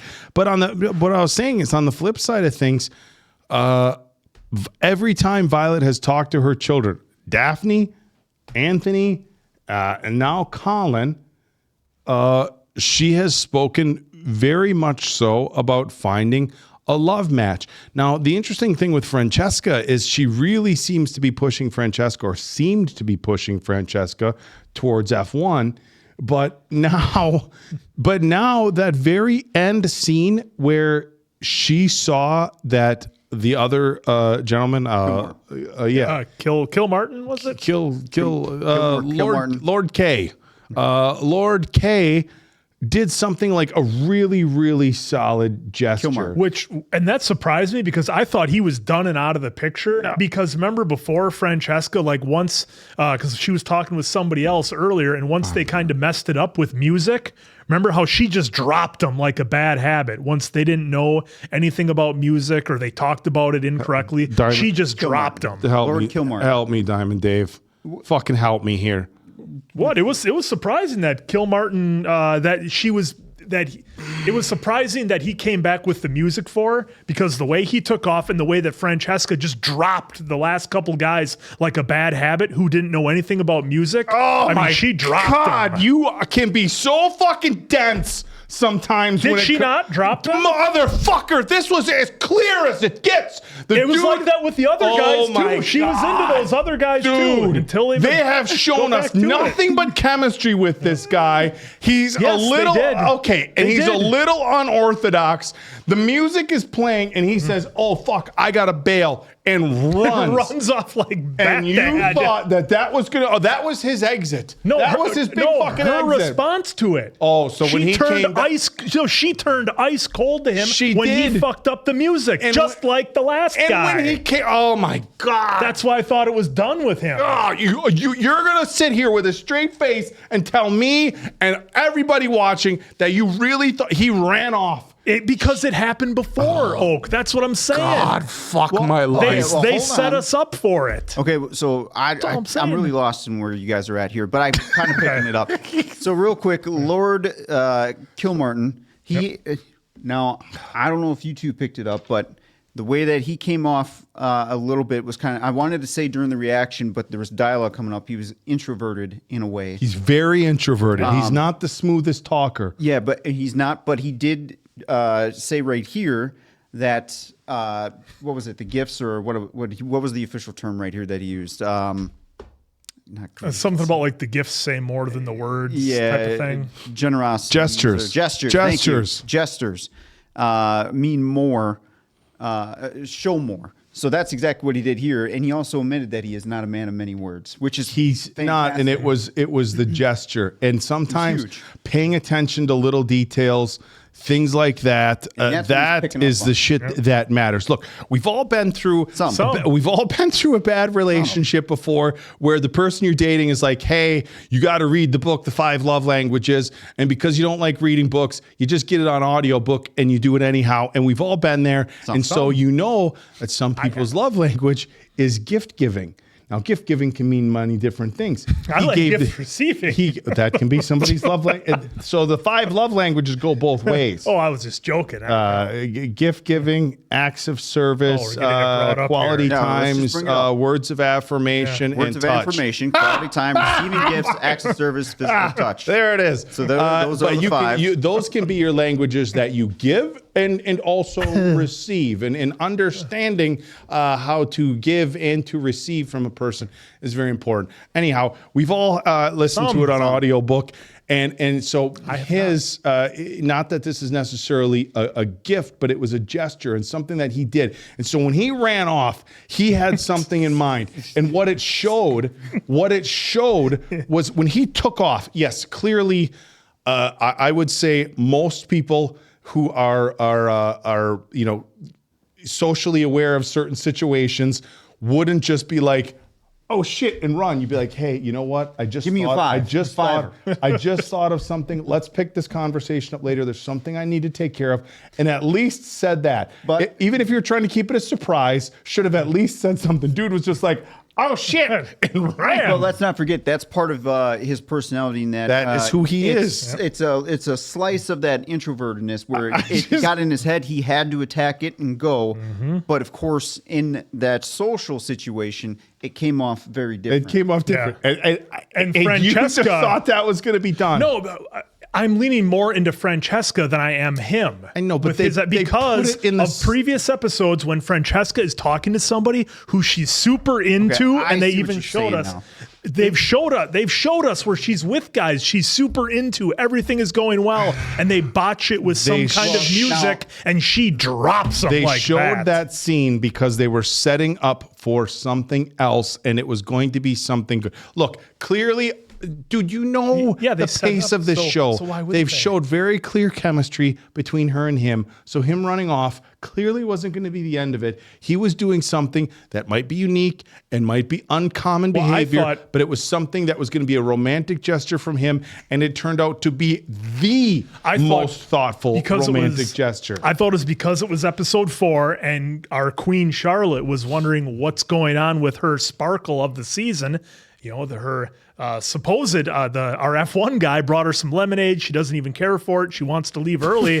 So Queen Charlotte's like, what's going on with my girl here? This is supposed to be the one.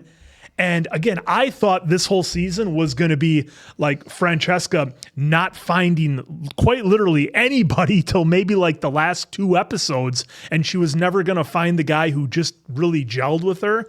And they were all going to be good, but they would blow it at some point in her eyes where she would just, drop them. So that's the direction I thought we were going. No, well, like in her... The way I understood it, and could be wrong, but back at the sidewalk when she approached him, she was expecting one thing to happen, but again, in what made it socially awkward is when he took off with no explanation. So she thought in that moment, "Oh, this is done. This is over." Then when he approached here before giving the gesture, she was cold. She was cold because again, back at that moment, she took it the other way because again, no communication was given. Except communication, for folks. He just went off. But here. It got back into the good graces of everyone because music is very incredibly important to her. Which is how we saw to kind of what you were bringing up. Yeah. Dude talking about it because she did not like or we don't know if he was like if he was full of it or he was wrong or had a bad take or whatever. If he was BSing her, we don't know. I think it was more of she did not align with his thought on the music. So then when that happened, boom, it was done. We don't have the same taste, which music's incredibly well. I will say her number one thing. Absolutely. So now when she got the exact same thing or the musical notes that she talked to him about like to a T. That's when boom. Even Well, more I can't tell you how this feel, but this song. It shows. It shows. Basically, that, it's a mixtape. No, it's not. No, basically it's what he got for was a mixtape. It takes a lot more effort than a mixtape because there was a couple things that happened. One, he understood what she was talking about, so he knows music. So they have something very good in common. So she had when she had said what she had said, I'd have been like, oh, hey, buddy, can you slow it down a little? The lady wants you to slow it down 3/4. I don't know what that means. It's just what she said. So the fact that he took what she said instantly means he understood. He knows music. He understands it. And the fact that he was either able to write it, and we were led to believe that he wrote it, the fact that he was able to take what she was saying and not only understand it, speak the language. Look at how much time they've put into saying our guy that likes being outdoors, and everybody thought they had to, be like that. And he did this genuinely from the heart, and not only understood what she said, went and took the time to put it down to paper and give it to her as a gift. I mean, this is as thoughtful as anything could possibly be. It's like, when you have all these people who go out and they try to buy, your love and buy your affection, and look, nice gifts are fine. Gift giving and receiving gifts, one of the 5 love languages. But doing something like this, like a gift from the heart, and we see this, look, birthdays, Mother's Day, Father's Day, anything, like sometimes the gifts that you put your heart and soul into, it doesn't matter what their monetary value is, it matters where they came from. Those are the most important. And she's got the guy who's, the queen's trying to set up. He's probably got all this money. He's got his own chefs who tell you how he likes his cookies made. And this guy took the time to make her music. And that's what resonated. Well, and now that I'm thinking of it, it just hit me while you were talking. He probably, because it's not like he had a pen and paper right there. He had to go. Definitely didn't have a cell phone. So everything she shot off, he tried to remember, took off, got the exact detail of everything she said, got it down, and that's probably the main reason why he took off, so he wouldn't forget. So he was listening to the music. What were we watching where the guy had to remember? Pursuit of Happiness. Remember Pursuit of Happiness? When he was trying to take the phone number and he had to run to get a pen to write it down, and over in his head, he's saying the number, saying the number, saying the number, saying the number. This guy ran away, and he understands the music.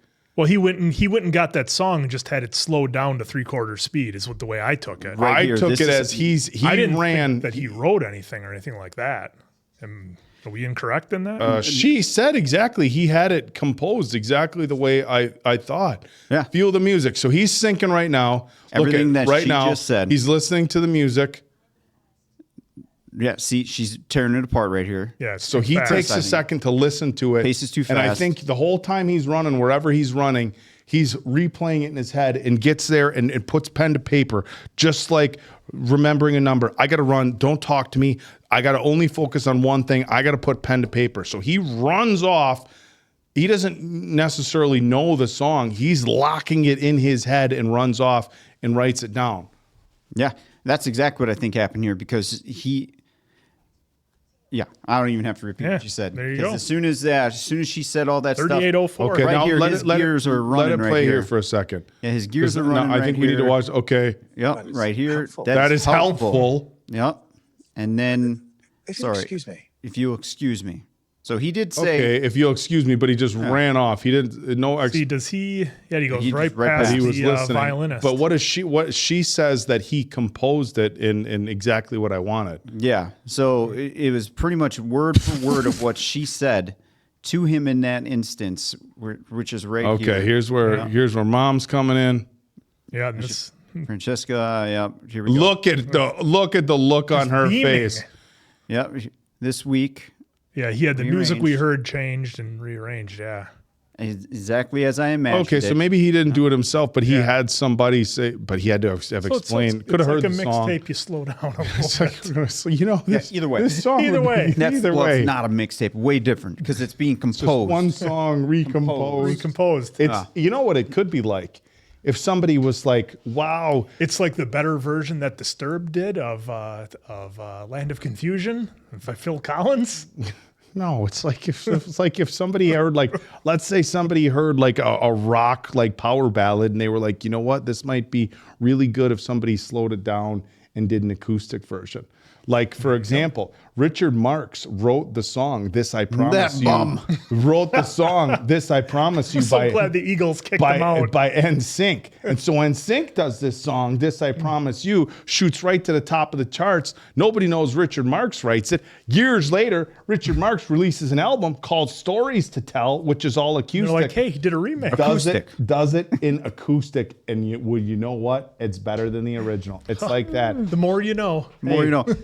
So to take a hard left here, I really want to quickly discuss our Queen's fantastic hairpiece. It's got glass swans, ladies and gentlemen. It's like a diorama you used to build in elementary school. Yeah. You put the shoebox on its side and you have all the stuff going on inside. I gotta know, and maybe I just need to search it at this point. If the actress said, you know, these hair pieces they give me are so heavy, you know, she has to have a strong neck because I can't imagine that this is light for your head. Well, but these are phenomenal pieces that they're giving her. I want to know how they look. We know it's a period piece, but we know they took a lot of liberties as far as a lot of different things, which we are perfectly okay with. Fucking love this show. But how would it have powered the spinning? Maybe like a wind up. We don't need to know. It could be a wind up. A wind up. Yeah, It was a wind up. They've had wind ups forever. They've had wind ups for a very long time. There it is. It's like magic. We don't need to know. Wind I know, up glass swans. To me, the most impressive thing was Brimsley reading over her shoulder from like 5 steps away on that 6-point font. Brimsley's got eagle eyes, ladies. Well, it's probably. Well, he did say practice. Well, maybe. 14. He did say he practiced quite Yeah. a bit. So, And then she's all like, take a step back. real quick, too, folks, I want to talk about Cressida and her asshole dad. Yeah. We're learning a lot. We're starting to finally get some more pieces to the puzzle here. They picked an actor who just looks like an asshole. Just a crotchety old man is what they got here. It's like Ebenezer Scrooge. It does. We're going to need an actor who looks like an 1812 version of Ebenezer Scrooge, 1814, 15, wherever we're at right now. So, no, folks, there's plenty of tape of it, but right here, we are judging. So when he says, "Oh, I don't judge," you got the proof right here. But either way, he's got a vibe. Well, I said we should give him a chance, and that lasted about a second. And then he confirmed it. So there you go. I'm glad Eloise didn't get too far to hear that. Yeah. And now I'm glad that Eloise and Cressida had the conversation where she's like, "No, basically, fuck off, Dad. You're my friend." Which he's a she fool. needs at the beginning of the season. I think we kind of talked on it, where Cressida may need Eloise in her life a little bit. Absolutely. And it's showing more now than ever here in episode 4 that she does need her. And, you know, she talked about just before Pops came in, where Eloise was like, "Oh, you know, friends come here or whatever." And she's like, "No, nobody comes here." So I think, where she's essentially alone in the tower here. She might as well be tangled with I think a Cressida. lot of young people in this era could very much benefit from having an Eloise or a Ma Bridgerton in their life. Eloise is out there telling these other young women, because she tried saying it to Penn. She's talked to it about Daphne and other sisters, even to Benedict when, you know, all their time they used to spend out in their smoke breaks on the swings, about saying like, look, there's more to life than just, you know, trying to find a suitor. What are the things that you enjoy? What are the things that, that you find passion in? And that's what she was talking to Cressida about. But so often it seems like everybody around, you know, family and the other people and everybody attending all these fucking balls, like just telling you that your sole purpose as a young woman is to go find a suitor. And, you know, maybe Cressida hasn't had somebody in her life like Eloise. And look, and I think Ma Bridgerton is the same. You have so many people telling you, well, you got to find a good match, And Ma Bridgerton is out here saying like, look, it might not be right away that you're going to find a good match, but it's worth waiting for if you can wait to find somebody that you love, because she's experienced it and she knows. And I think that's like what the power of the writing in this episode is. Cressida, and look, I did not see this coming. Like, oh, if you would have told me in season 1 or anywhere in 2, hey, look, season 3, they're going to do this crazy arc. You're gonna be pulling for They Cressida. start explaining more about Cressida, why she is the way she is. Talk more about her mom and her dad and the pressures that she's under to, find a suitor. And she's going to be a spinner or a spindler or spinster. Spinster. If, oh, she's not married by 21 years old. Like, you're a spinster. You're never going to get married. And having somebody like Eloise in her life now, that's not to say that Cressida still doesn't want to be married, but like your value doesn't, rest solely upon somebody proposing to you. And I did like how she moved right in on the Lord there after Penelope left. She kind of just slid right in there on Lord Delling, or whatever his name is, Lord D. And it's like, okay, so maybe there is a chance for those two, because Cressida seems like the type who would know how to run an estate, know how to handle your fleet of whatever they are, and the 25 servants or whatever. So maybe those two would be a good match, but Cressida does need to kind of come clean with who she really is, because he does want that kind of yin and yang. Well, Cressida could also look and again, we're learning a lot about this character, but she could get married, have the estate, have a bunch of money, and when he's off doing whatever, just come to all these social events and then basically be like the queen and just hang out and watch other people and socialize and do whatever it is that she wants to do. But I'm very, very surprised, but also appreciative of the Cressida story that we're getting here. Because again, folks, did not see that coming this season. Well, and speaking of advice, I'm glad that Mrs. Mondrick went to, I'm butchering the name, Will's wife, Mrs. Mondrick. I'm glad she went to Lady Danbury for advice, because it's like, if there's anybody in this whole series that she needed to go to for advice and would get the correct advice, Lady Danbury is the one to give it to her, especially after everything we saw in Queen Charlotte, with how basically Lady Danbury was there for the queen and they joked about her kind of molding society, but she kind of had a pretty big hand in that. And she knows firsthand about, essentially kind of coming from a lesser or lower class, however you want to say that they were, and then being elevated just as Will and his wife were. Like, she literally went through the whole thing. And if anybody is going to have her back, it's going to be Lady Danbury. So I thought that was perfect timing, having those two characters together to kind of talk it out. And I like how she said, well, sometimes you just got to kind of pull them in the right direction. Well, I do like how Lady D brought up that, or mentioned, the queen's is going to look look at it very disappointingly if your husband is still at that bar working. So I'm glad she did bring that up, because now maybe she might need to have another conversation with Will and just be like, hey, we kind of have to put the brakes on that. But we know Will already mentioned that he's losing a lot of customers. Yep. He needs to get that back so he can hire a bartender and somebody else as well to help run it. I got to imagine at some point that's going to happen. So that the way right Will influence. I mean, it'd be a lot of customers. And we know Colin did it in into season 2. Yep. But obviously things have definitely changed since then. Yeah, well, and it's hard for Will, because you're asking him to step away from something he built with his own 2 hands and fall in love with this thing that he's just being given.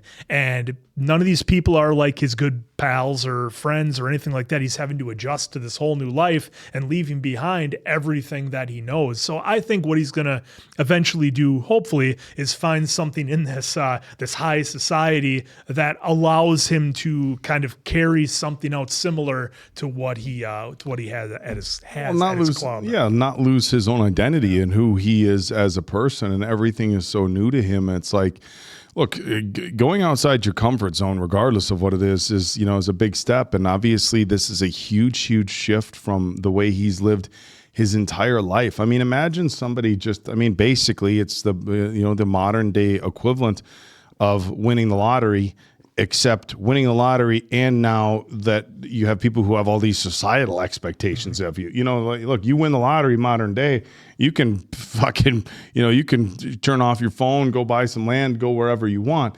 He won the lottery. He's got all the money. He's got the house. He's got the estates. He's got the servants. But there are things expected of you, because again, these are things that have been granted to you by the crown. And from what I understand of this time frame, they can be taken away as well. And so it's like, hey, these are the societal expectations. and understand it's a big shift in your life, but like you kind of gotta go with it, which would, I think, be difficult for anybody, especially if it's something where you didn't feel like you earned it or anything like that. We know the title came, from the second cousin to his son because he was the only male heir in the family. So it's a lot to adjust to. But Lady D saying like, hey, the queen is going to, this isn't just society. Now they're throwing, hey, the queen is going to look at this unfavorably. She's the one to talk to. And is there a risk of like, hey, if you want to keep working at the club, and, us, I don't know if struggling is the right term, but us, being in a drastically different situation. Imagine if they lost everything they have now for him to go back to trying to run this club. I mean, that's a lot to, that's a lot to give up. And, I think he looks at it right now as I have to trade off who I am as a person for this lifestyle. But are you willing to trade the lifestyle to go back to struggles? Yeah, well, I mean, I think he just needs to make the lifestyle fit who they are, and I think that will be the big kind of challenge they need to overcome to get there. But the other thing, I don't know if you wanted to talk on that anymore, but I was going to bring up Marcus and Violet kind of having some common ground and communication, folks. Having some communication, both widowers, both talking about love. Violet had it. Marcus felt like he never really had the opportunity to have it. And on his second go around, that's what he's looking for. So I just love the dialogue. While it was short between these two, it really told us all the story and information that we needed, at least at this point. So I thought that was a really well done scene. Well, I thought it was interesting that they have a lot of relatability for their lives, considering their journeys that they've had so far. So now I'm wondering, well, we got Lady D saying to Marcus, oh, you're raking Go back town to your or raking. whatever. And That's what I was worried about. I'm wondering if Lady D is actually going to be trying to push Marcus away by doing what she's doing right now, just kind of keeping him at arm's length.